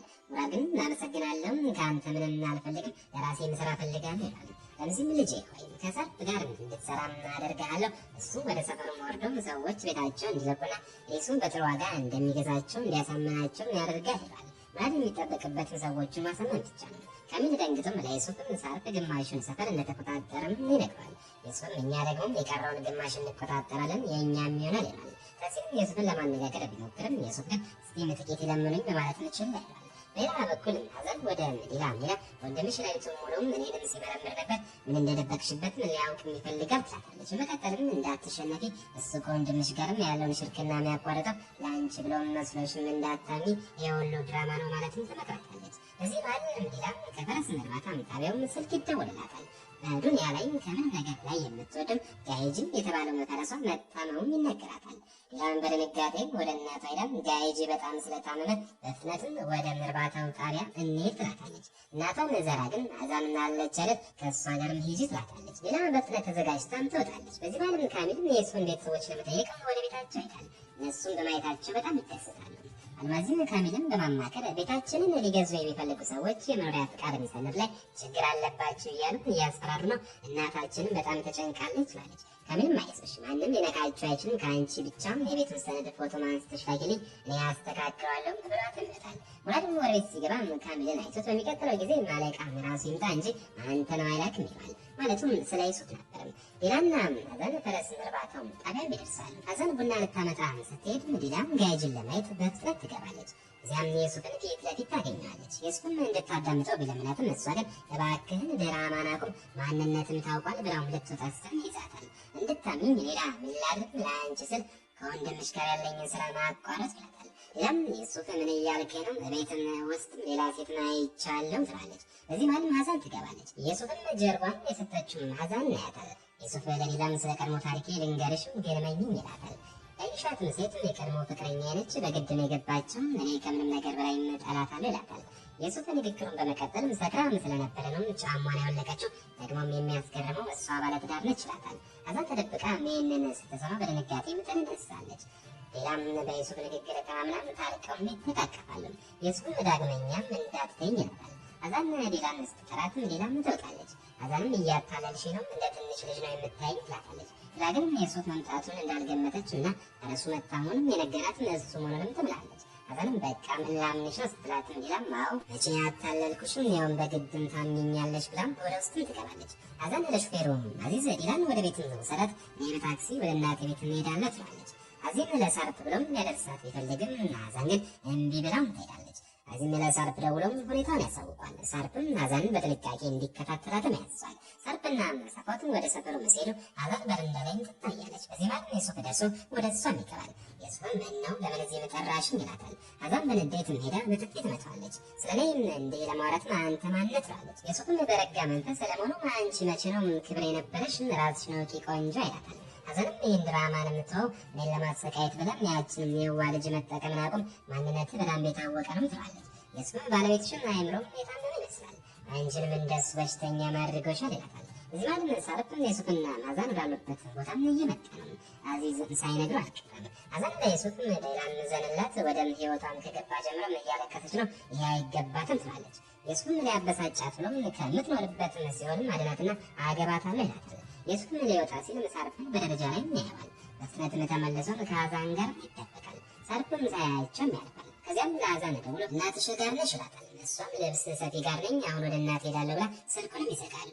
በዚህ ወደ ሙራድ ሄደው በገንዘብ ሊያጓጓ ይሞክራል። የኔንና የወንድምን ሁኔታ ምን እንደደረሰ አታይም? ቤቱን ሸጠም ከእኛ ጋር ብትሰራ በዚህ ሰፈር እንደ ንጉስ ትሆናለህ ይላል። የሱፍም ሙራድን አግኝቶም ረምዚ ምን ይፈልጋል? ለምንስ ነው የሚያጓጓን ብሎ ይጠይቋል። ሙራድ ግን አይገባም፣ ስለ እናትና እህትህ እስከማትጠይቅ ድረስ ወደ እኔም አትደውል ብሎትም ይሄዳል። ከዚያም ሙራድም ወደ ረምዚ ቢደውልም ከእነሱ ጋር ለመስራት መስማማቱንም ይነግረዋል። በሌሊትም አዛን ጫሟን ደብቃ ለማንሳትም ወደ ቆሻሻ ማጠራቀሚያውም ትሄዳለች፣ ግን አታገኘውም። እዚያም ሰሞኑን ስላየቻትም አስሊያን ትጠረጥራታለች። ሌላም አዛን ጋር ስትመጣም የሱፍን የሰጣትን አብል አድርጋም ታያታለች። አዛንም ትደነግጣለች። ለም የሱፍን በበደል ነበርም የገመትኩት፣ የቀድሞ ፍቅረኛውም ሰክራ ስለነበር ነው የራራላትም ትላታለች። አዛንም ምን እንደለሽኝ ትፈልጊያለሽ? እንደም ኤሌክትሮን አበረታታሽ ትላታለች። በሌላ በኩል ምትሲል ለዘራ የሱፍን ከኩባንያው መውጣቱንና በየቀኑ እየከሰሩ መሆናቸውንም ይነግራታል። የሱፍ ብቸኛው መፍትሄ እንደነበርና ንብረቶቻቸው ሁሉ በመያዣነት የተያዙ መሆናቸውን ይገልጽላታል። ሌላም ይህን ሁሉም እየሰማች ቤተሰቦቿ በመክሰራቸውም ታዝናለች። አዛን ወደ ማፊያ ክፍል ገብታ ስትፈትሽ ጫሟንም አግኝታም ትወስዳለች። ሚራን ወደ ዩሱፍ ሄደም ሲያገኘው ተቃቅፈውም ሻይ ይጠጣሉ። ሚራንም ዩሱፍ በእነሱ እጅ ተይዞ በነበረበት ወቅት እንዴት አምልጦ እንደወጣና በዚያን ጊዜ ሚራንም ተይዞም ስለነበረ ዩሱፍ ህይወቱን እንዴት እንዳተረፈለት ወደኋላ መለስ ብሎም ያስታውሳሉ። ወደ አሁኑ ጊዜ ስንመለስ ሚራን ለዩሱፍ ፈጣሪ በትክክለኛው ጊዜም ወደ እኔ ምላክህም ይላል። በቀጠልም እርስ በርስ ሁሉ ነገር ለመነጋገር ቃልም ተገባብተው ነበር። ታዲያ ለምን ሳትነግረኝ ከእነሱ ጋርም ያለን ሽርክና አቋረጥክ ብሎም ይጠይቀዋል። ዩሱፍም ይህን ያደረግኩት ሚራን እንዳላጣት ብዬ ነው ሲልም ይመልስለታል። ሚራን ግን አይ በውሳኔዎችም እንዳትቸኩል፣ አለበለዚያም ትወድቃለህ፣ ያኔ እኔም ልረዳህም አልችልም ይላል። ስለዚህ ሁሉን ነገር በደንብ አስበትና እኔንም አማክረኝ ይላል። ዩሱፍም አይዞህ መምህሬ፣ እኔ እኮ ሁሉንም ነገር ከአንተ ነው የተማርኩት ይላል። እዚህ ማለት ሌላ በአስቸኳይ ላገኘህ እፈልጋለሁ የሚል መልእክት ለዩሱፍም ትልክለታለች። ዩሱፍም መልእክቱን ለሚራንም እያሳይም አየህ አይደለ እኔ እንዴት ጎበዝ እንደሆንኩኝ ብሎም እየሳቁም ይተዛዘባሉ። ሌላ በኩል ምትሲል ለዩሱፍም ደውለው ድጋሚ ተገናኝተው ለሁሉም የሚሆን መፍትሄ መፈለግ እንዳለባቸው ይነግረዋል። ለመገናኘትም ቀጠሮም ይይዛሉ። ሳቁም ወደ አጎቱ ምትሲል ክፍል ገብቶ ከዩሱፍ ጋር መነጋገሩን ሲያውቅ በጣም ይቆጣል። ሰውየውም እኛን አይፈልገንም፣ አንተ ደግሞ ራስህ ሄደህ እጅን ትዘረጋለታለህ፣ ደረጃችን እዚህ ደረሰም ይላል። ሲልም በንዴትም እጄን የምዘረጋው አንተ ሁላችንንም ስላጠፋንና ማንም ቦታም ስላልሰጠን ይሏል። እንዲሁም ከአኪት ጋር እየተነጋገረና ከዩሱፍ ጋርም ያላቸውን ስምምነት መቀጠል እንዳለባቸው ሊያሳምኑ ይሞክራል። ሌላም ለአዚዝ ወደ ዩኒቨርሲቲ እንዲያደርሳትም ትነግረዋለች። ልክ እዚያም አድርሷትም እንደሄደ በፍጥነት ወጥታ በታክሲ ወደ ዩሱፍ ትሄዳለች። እውነት ቤተሰቦቼ በጣም አዝነውብኛል፣ ምክንያቱም በእኔ ምክንያት ነው ሽርክን ነው የሚያቋረጥከውም ትላለች። ወንድሜ በጣም አስቸጋሪ ሁኔታ ውስጥ ነው በማለትም ከጎኑ እንዲቆምና እንዳይተውም ትለምናለች። ዩሱፍ በዚህ መቀስበትም ስልኩን አብሶም ለሳርፕ ይደውላል። ለመገናኘትም ቀጠሮም ይይዛል። ይህንንም የሚያደርገው በሌላ ፊት ለእሷ ሲል ማንኛውንም ነገር እንደሚያደርግም ለማሳየት ነው። እሷን በደስታም ትፈነድቃለች። ሐዘን ለአዚዝም ደውላም ሌላም የት ነች ስትለም ዩኒቨርሲቲ ውስጥ ስዕል መሳያ ክፍል ውስጥ ነች ይላታል። እሷ ግን እንዴ ስዕል መሳያው እኮ ቀድሞ ነው የሚዘጋ ትላለች። አዚዝም ተጨንቆ በፍጥነት ሊፈልጋትም ያርፋል። የሱፍም ለሌላም ከስራ ከመመለሴ በፊትም ደውዬ የልጆቼ እናት ዛሬ አብረን እራት እንብላም የምልሽ መቼ ይሆን ይላታል። እንዲሁም ከወንድሟና ከእናቷ ጋር መነጋገርም እንደሚፈልግም ይነግራታል። እሷም በጣም ትደስታለች። ሌላ ምንም እንዳልተፈጠረም ሁሉም ወደ ስዕል ክፍሉም ተመልሳ ከአዚዝ ጋር ወደ ቤትም ትሄዳለች። ቤት ውስጥ ዘራም ሽንጉልም እየጮኸችባት የሌላ ፍቅረኛ ማን እንደሆነ ንገሪኝ፣ ካልሆነ ግን ሳርፍን እጠራብሻለሁ ትላለች። ሽንጉል ግን ለሌላም ታማኝ በመሆኑም ትከላከላለች።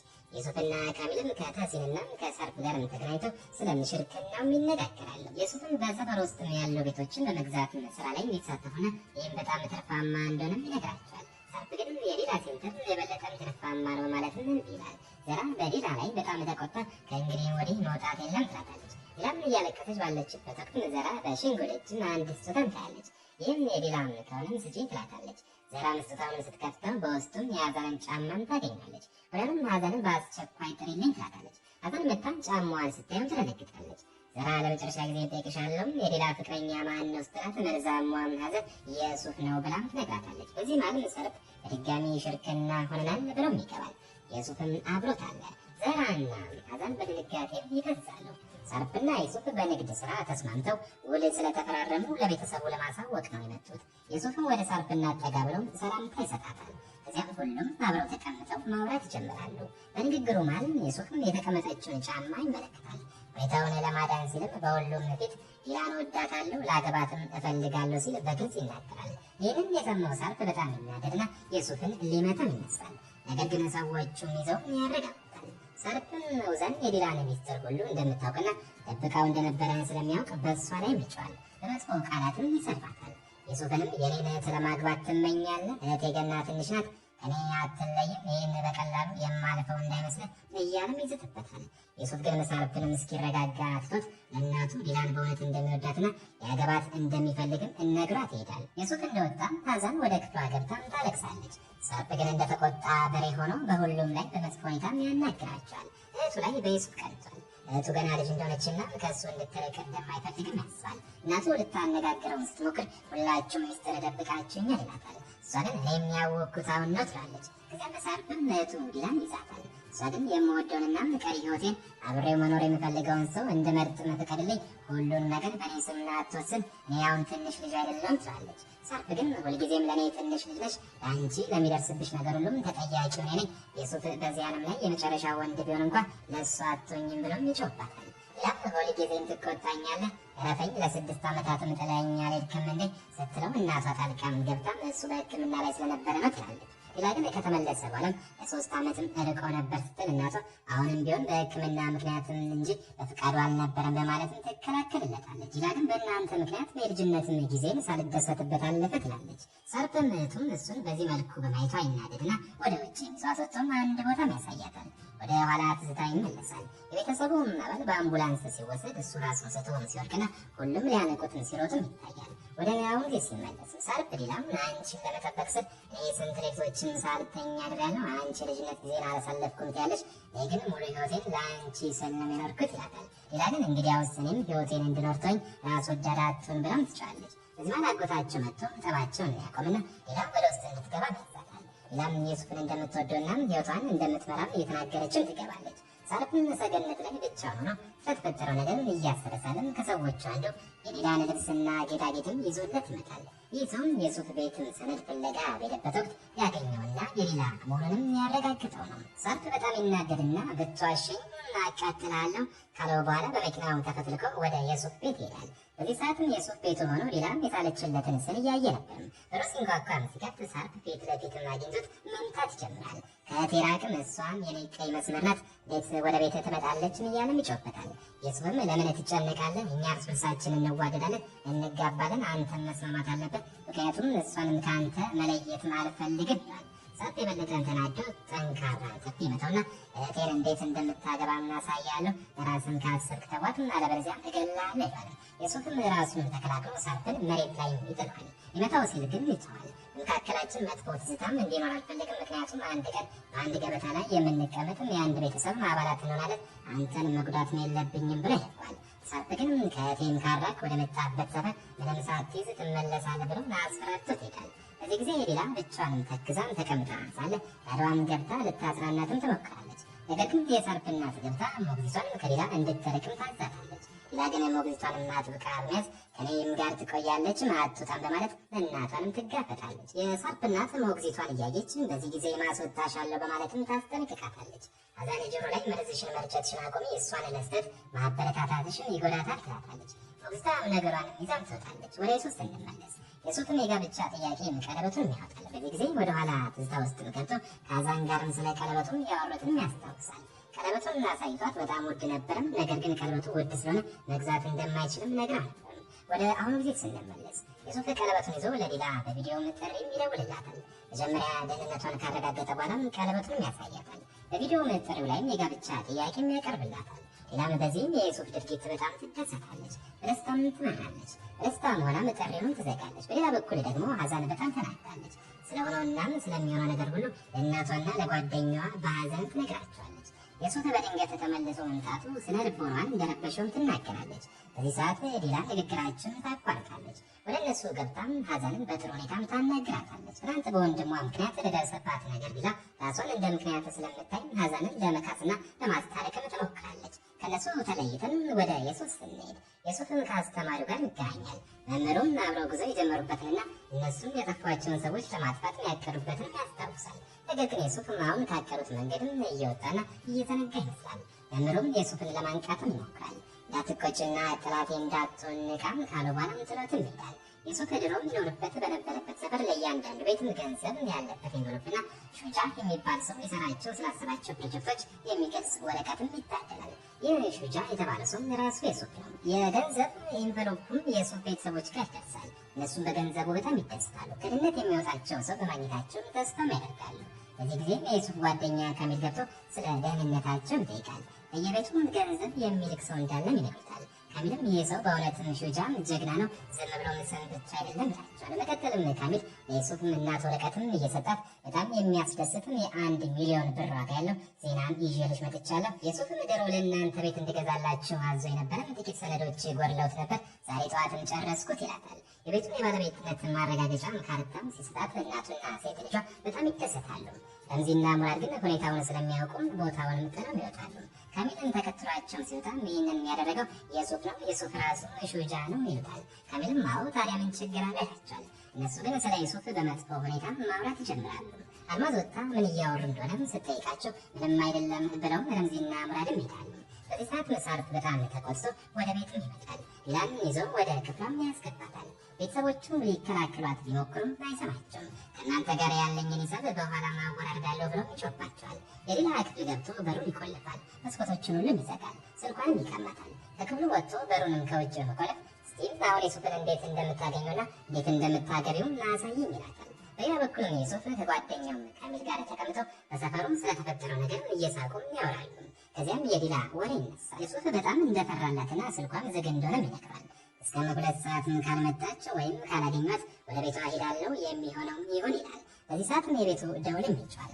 የሱፍ በሩን ሲከፍት ዲላን ፊት ለፊት ያገኛታል። የሩቶች መታም ትጠመጠምበታለች። እሱም በጣም ስለፈራላትም አጥብቆም ያቅፋታል። ጓደኛው ካሚል መሀላቸው ላይ መሆንም ስላልፈለገ እንዲያወሩም ትቷቸው ይሄዳል። ዲላ በጓደኛው ፊትም ስላሳፈረችውም ይቅርታም ጠይቀዋለች። የሱፍ ግን ካሚል እንደማይከፋም ይነግራታል። ዲላ በሰላም መዋል ለማረጋገጥና እሷንም ለማረጋጋትም እንደገና ያቅፋታል። ዲላም እንጥፋና እንገባ ከአንተ ውጭ ምንም አልፈልግም ትላለች። የሱፍ ግን በምክንያትም እያናገራት ይህ አይሆንም፣ ቤተሰቦችሽ ሳይሰሙ አላገባሽም፣ ምንም ይሁን ምንም እነሱን ለማሳመን በሁሉም መንገድም እሞክራለሁ ይላታል። በሌላ በኩል ሳልፍ በሰገነት ላይ ቆሞ ሳለ የሰራተኛቸው ልጅ ጎጃን ወደ ክፍሏም ስትገባ ያያታል። ተከትሏትም ገብቶም ተጉዘሻል ነበር እንዴ ምን መለሰሽ ብሎም ይጠይቃታል። እሷም አንድ ዜና እንዳላትና እርጉዝ መሆኗንም ትነግረዋለች። ሳርፍ ግን በማሾፍ የሚስቅና ከማን ያረገዝሽ ይላታል። እሷም ከአንተ ነው፣ ካላመንክ የደም ምርመራ የምናደርግም ትላለች። ሳርፍ ግን ያስደነግጣታል።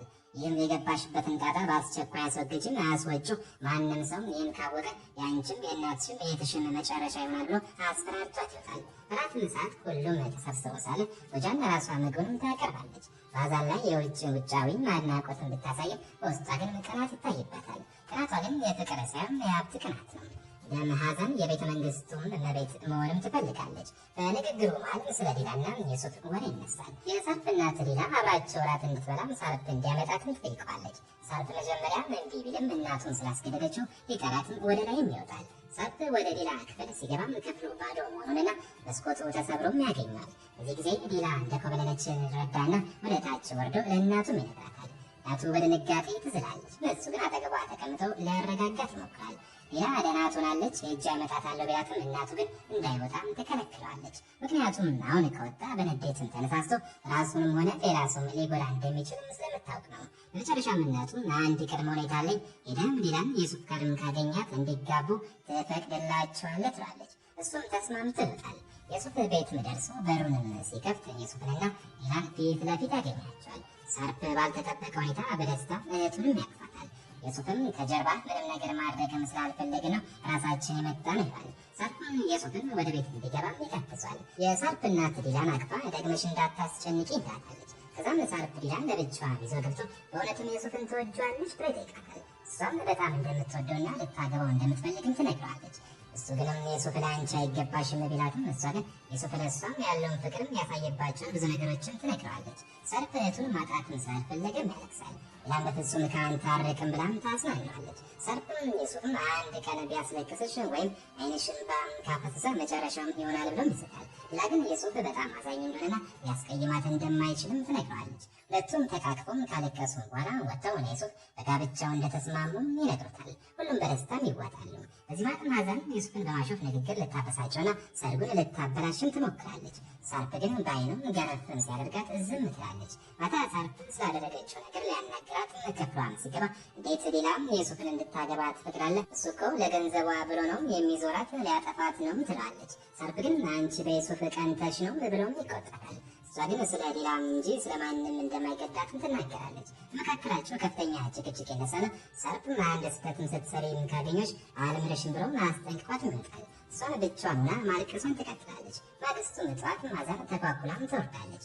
ሳርፍ እናት ወዴት እንደምትሄድም ስትጠይቃት በዛሬውም የዲላም የሰርግ ስነስርዓት የሚሆኑ ነገሮችን ለመግዛት ወደ ሞልም እየሄድኩ ነው ትላታለች። በሌላ በኩል በሰፈር ውስጥ ረምዚ ሙራድን ይዞ ድሮም ቁማርን ተጫውቶ ሁሉንም ንብረቱን ወዳጣበት የምሽት ክለብም ይወስዳል። በዚያ ቦታ ምክንያት ወንድሙም ገዳይ እንደሆነና ሕይወቱ እንደተበላሸም ይነግረዋል።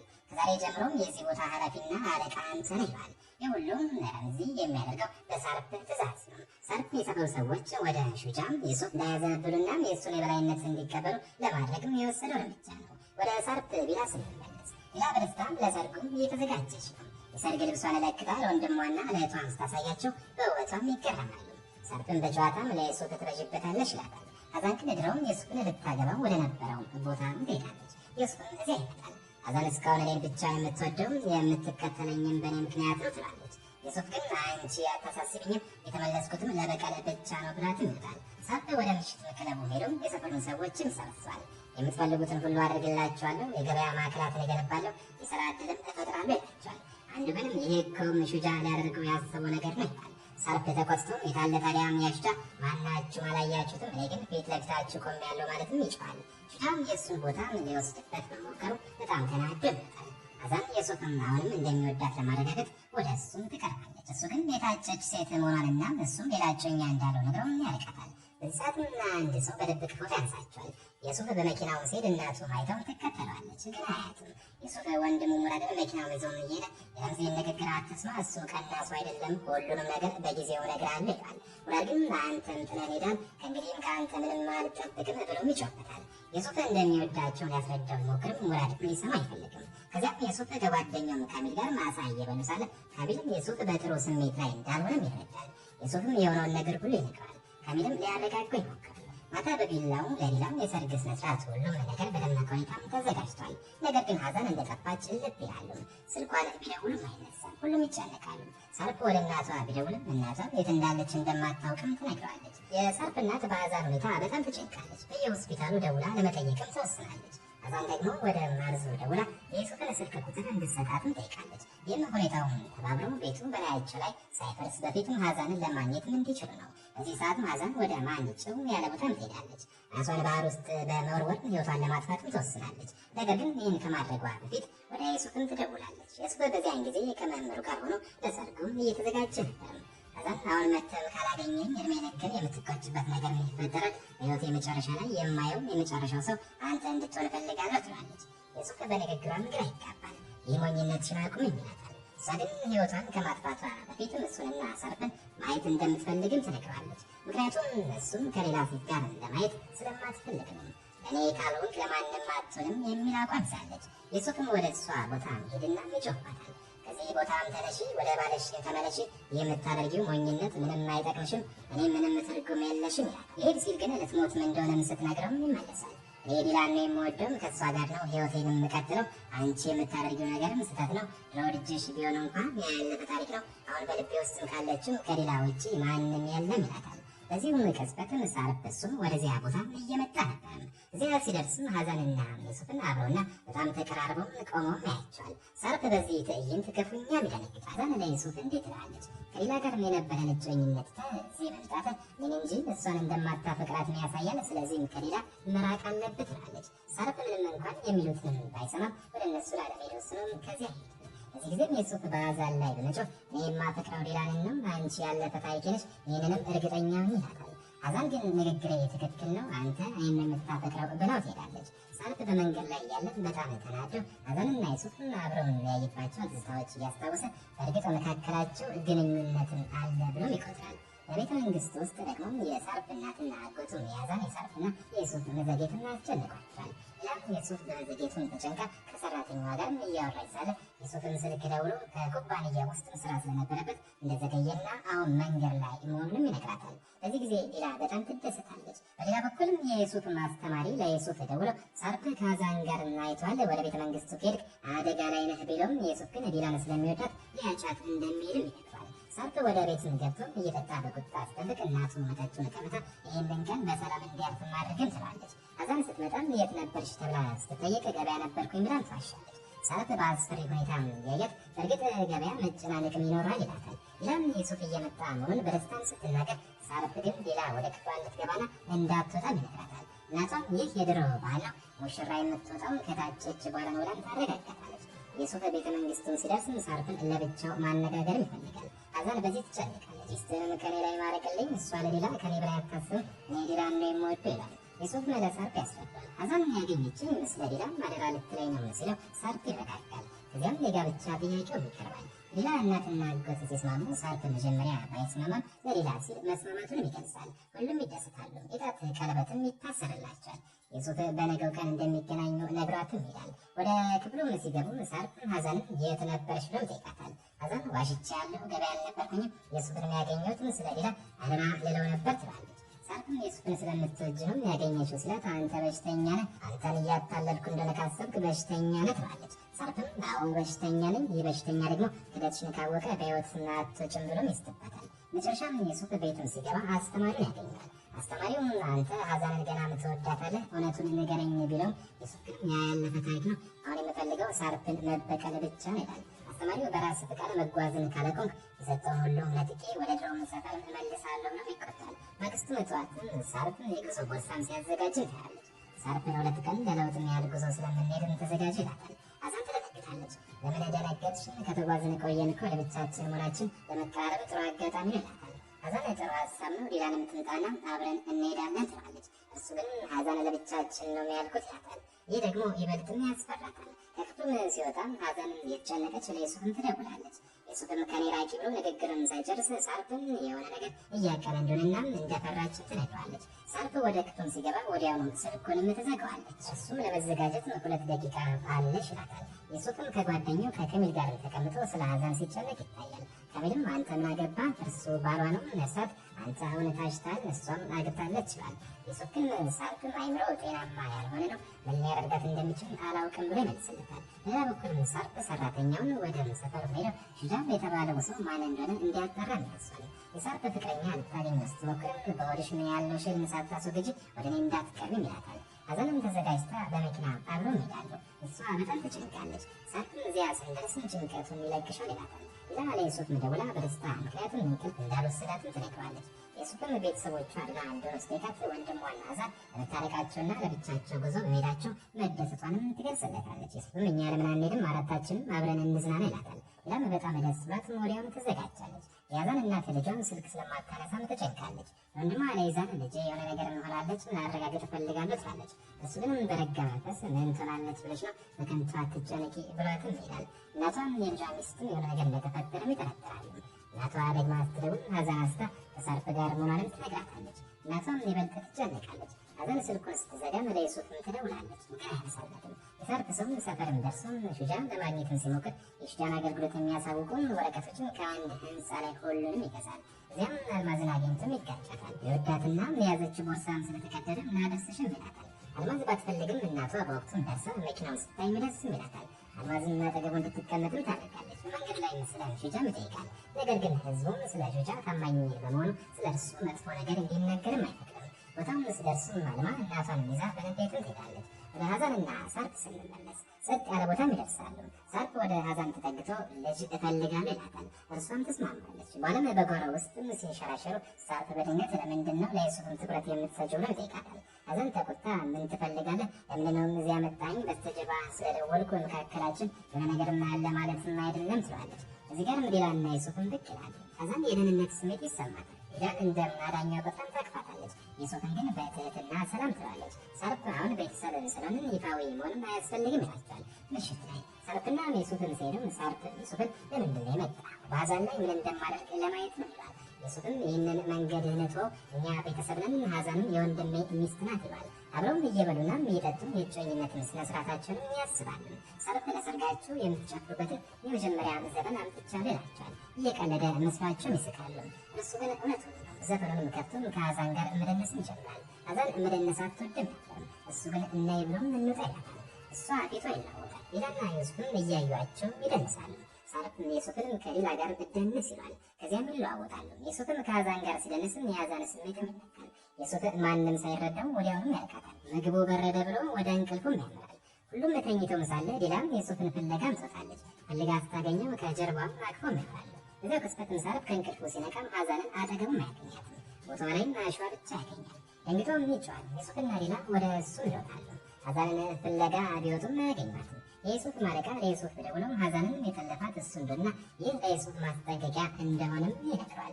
ዩሱፍም የት ነው ያለችው ብሎ ሲጠይቅም ስትሄድ እንዳትረግጣት ተጠንቀቅ ብሎ ስልኩንም ይዘጋበታል። ሐዘን መንገድ ላይ ተጥላ ትታያለች። ዩሱፍም ሄደው ሊቀሰቅሳትም ይሞክራል። ሰርፍና ዲላ ቦታውም ይደርሳሉ።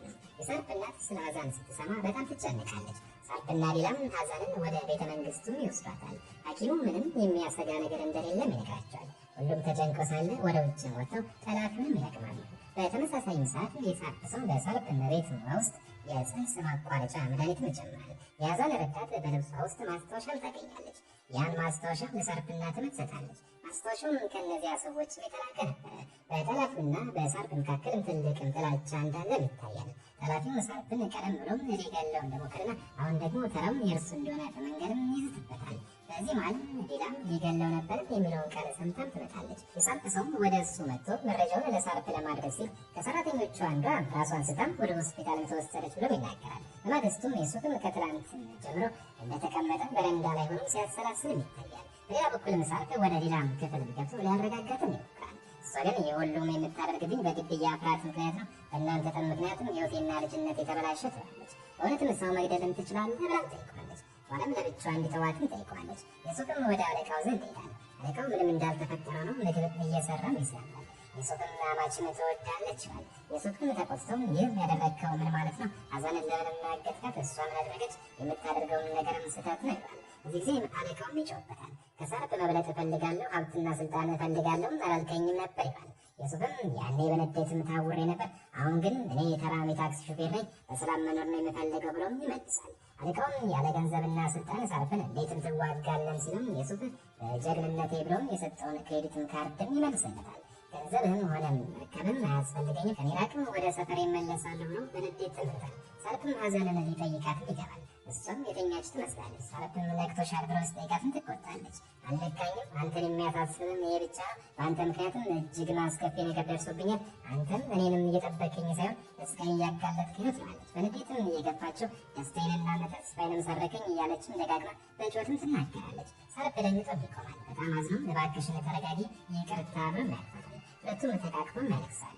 ዩሱፍም ለጓደኛው ለከሚልም ደውሎ ከላይ ላይም ትልቅ ሸክም ወረደልኝ ብሎ በደስታም ይነግረዋል። ከሚልም ወደ ሰፈሩ እንዲመጣ ይጠይቀዋል። ከሚል ሲመጣም አስፈላጊ የሆኑ ሰነዶችን ይዞለትም ይመጣል። እነዚህም ሳርፕን በሙስና የሚያስጠይቁ ሴራዎችን የሚያጋልጡና በዩሱፍ ስም የተመዘገቡ የሰፈር ልማት ፕሮጀክት ሰነዶች ናቸው። ዩሱፍም ተባረክ ይላል። ከሚል ግን ይህ የምታደርገው ነገር ትክክል መሆኑን እርግጠኛ ነው ብሎ ይጠይቀዋል። ዩሱፍም አሁን ካደረግኩት በላይም ትክክለኛ የሆንኩበትን ጊዜ የለም ይላል። እዚያም ዩሱፍም ለዲላ ለጊዜው መለያየት አለብን፣ በደንብ እናስብበት የሚል መልእክት ይልክላታል። ዲላ በጣም ደንግጣ መልእክቱን ማንበብ እንኳን ያቅታታል። አዛን መልእክቱን ለሁሉም ታነባለች። ሳርፕም ውሸታም እንደሆነና እንደማይገባሽ ነግሬሽ ነበር ይላታል። ዲላ ግን ዩሱፍም የራቀው በአንተ ምክንያት ነው፣ ቤተሰቦቻችን ግድያና ጠብ ውስጥም እንዳሉ ስለሰማን ብላ ትጮበታለች። ሳርፕም እርሱ ፈሪ ነው፣ ሊጠብቅሽም አይችልም ቢላትም ሰምተው ወደ ክፍሏም ትገባለች። የጓደኛዋ ደውላም ትመጣለች። ዲላ ለጓደኛዋ እያለቀሰችም ዩሱፍን እንደምትወዱና መለየት እንደማትፈልግም ትነግራታለች። ሌላ በኩልም ዩሱፍና ከሚል ወደ ሰፈሩም ይገባል። እዚያው ሰዓትም የዩሱፍ እናት ልጇ ሙራድን ለስራ ትቀሳቅሷለች። ስራ ትዘገያለህ፣ ትባረራለህ ስትለው ሙራድ እኮ የምቀጥርና የማባረርም ስራ አስኪያጅ ነኝ እያለም ይቀልድባታል። አልማዝም የሹጃን ወረቀቶችን ይዛለች። ሙራድን ሲቀልድባት ሁለቱም ይጣላሉ። አልማዝ በሹጃ ስለምታምንና ሙራድ ደግሞ ውሸታም ነው ስላለ ነው። እናታቸው ምቾታቸውን ሰምታም ትቆጣቸዋለች። በዚሁ ሰዓትም ዩሱፍም እናቱ ፊትም ብቅ ይላል። እናቱ ባየችው ጊዜ ደንግጣ ወደ እሱም ትሮጣለች። በህይወት መኖርህን አውቅ ነበር ብላም ታቅፏለች። ሙራድም አይቶ በጣም ይደሰታል። አልማዝ ግን ደንግጣም እያለቀሰች ትታቸውም ትሄዳለች። ወደ ካሚል ዘንድ ሄዳ የሁሉም ጊዜ የት ነበር፣ ለምን ወዲያውኑ አልመጣም እያለችም ታለቅሳለች። ካሚል መኖርንም ያውቅ እንደነበረም ስታውቅም ካሚልንም ትመታዋለች። በኋላ ግን ታቅፋም ትረጋጋለች። ዩሱፍም ከእናቱ ጋር ተቀምጦ ብዙ ስህተቶችን እንደሰራም ይነግራታል። እናቱ ግን ዋናው ወደፊት የምታደርገው ነው ትላለች። ዩሱፍም እናቱንና ወንድሙንም ተቃቅፈውም ያለቅሳሉ። ምሽት ላይ ዩሱፍ ከእናቱና ከወንድሙ ጋርም በደስታ ምግብ ይበላል።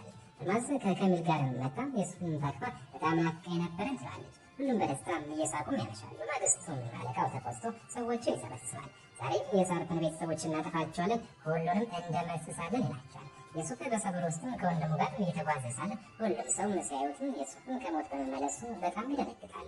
ዩሱፍ ለሁሉም ሰላምታ ይሰጣል። ወንድሙ በእሱ መመለስ በጣም ይደሰታል። ከዚያም ሁለቱም ሰፈር ውስጥም ሰዎች ወደሚሰበሰቡበት ቦታ በመሄድ ሳርፕ ምን ለማድረግም እንዳሰበ ቤትም እየሳቀባቸው እንደሆነና እንደሚያታላቸውም ይነግሯቸዋል። ሙሉ እቅዱን በማስረጃ ማብራራትም ይጀምራል። በዚህ ምክንያት ሁሉም በሳርፕ ላይ ለመቆም ይወስናል። ሌላ በኩልም የአዛን እናትም ዩሱፍ ሰፈር ውስጥ እንዳለ ለአዛን ትነግራታለች። እሷም በጣም ደንግጣም ትፈራለች። በዚህ ማለም ለሳርፕም አንድ ስልክ ይደወልለታል። ወይም የአዛን እጮኛ ወደ ሰፈር መመለሱን እሱም ጀግናው የተባለው ሰው እንደሆነ የሳርፕን ስም እንዳጠፋና በሰፈር ሰዎች ፊት እያዋረደው እንደሆነ ይነግረዋል። ሳርፕ በጣም ተናዶ በአዛን ላይ ይጫል። እሷ ግን እንደማታውቀው ትነግረዋለች። ዩሱፍ መሆኑን ስለሚያውቅም አዛን በጣም ትፈራለች። እዚህ ጋርም ሳርፕ ወደ ሰፈር ለመሄድም ሰዎችን ይሰበስባል። በጣም ቸኩሎም ሲወርድ ስልኩንም ይደርሰዋል። ያም ስልኩን ልትሰጠው ስትነሳ መምህሩም የሚል መልእክት ለሳርፕም ይደርሰዋል። መልእክቱም እንዲመጣ የሚፈልግበት ቦታም የሚገልጽ ነበረ። ዛም በሰላም ለመኖር ሲለው እናቷም እዚያ ቦታ ሄዳ ይህንን ግጭት እንድታስቆም ታሳስባለች። ከሳርፕ ስልክ ላይ መልእክቱን እናጠፋ ሎኬሽኑን ለራሷም ትልካለች። ጓደኛ ብታስጠነቅቃትም አልሰማችም። የሳርፕ ሰው መጥቶም ስልኩን ይወስዳል። ወደ ሰፈሩም ይጓዛሉ። በተመሳሳይም ሰዓትም የሰፈሩ ሰዎች በሳርፕ ላይ ተቃውሞም እያደረጉ ነው። ዩሱፍም ከእነሱ ጋር ቆሟል። በዚህ ማለም የሳርፕ እናትም አዛንን የቀድሞ እጮኛችን ስታገኝ ለራሴ የአልምርሽም ትላታለች። አዛን በጣም ትፈራለች። መጨረሻዋ እንደሆነም ታውቃለች። ዩሱፍም ሌላ ወደ መምህሩ ሄዷን ሲያውቅ ለጓደኛዋ እንዳትፈራና ጥበቃ እንደሚያደርግላትም ይነግራታል። ሌላም ሎኬሽኑ ላይ ደርሳ መምህሩን ታገኘዋለች።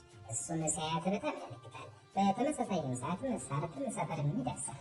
ዩሱፍም እየጠበቀው ነው። የገናኘው ጥቂት ነው የቀራቸው።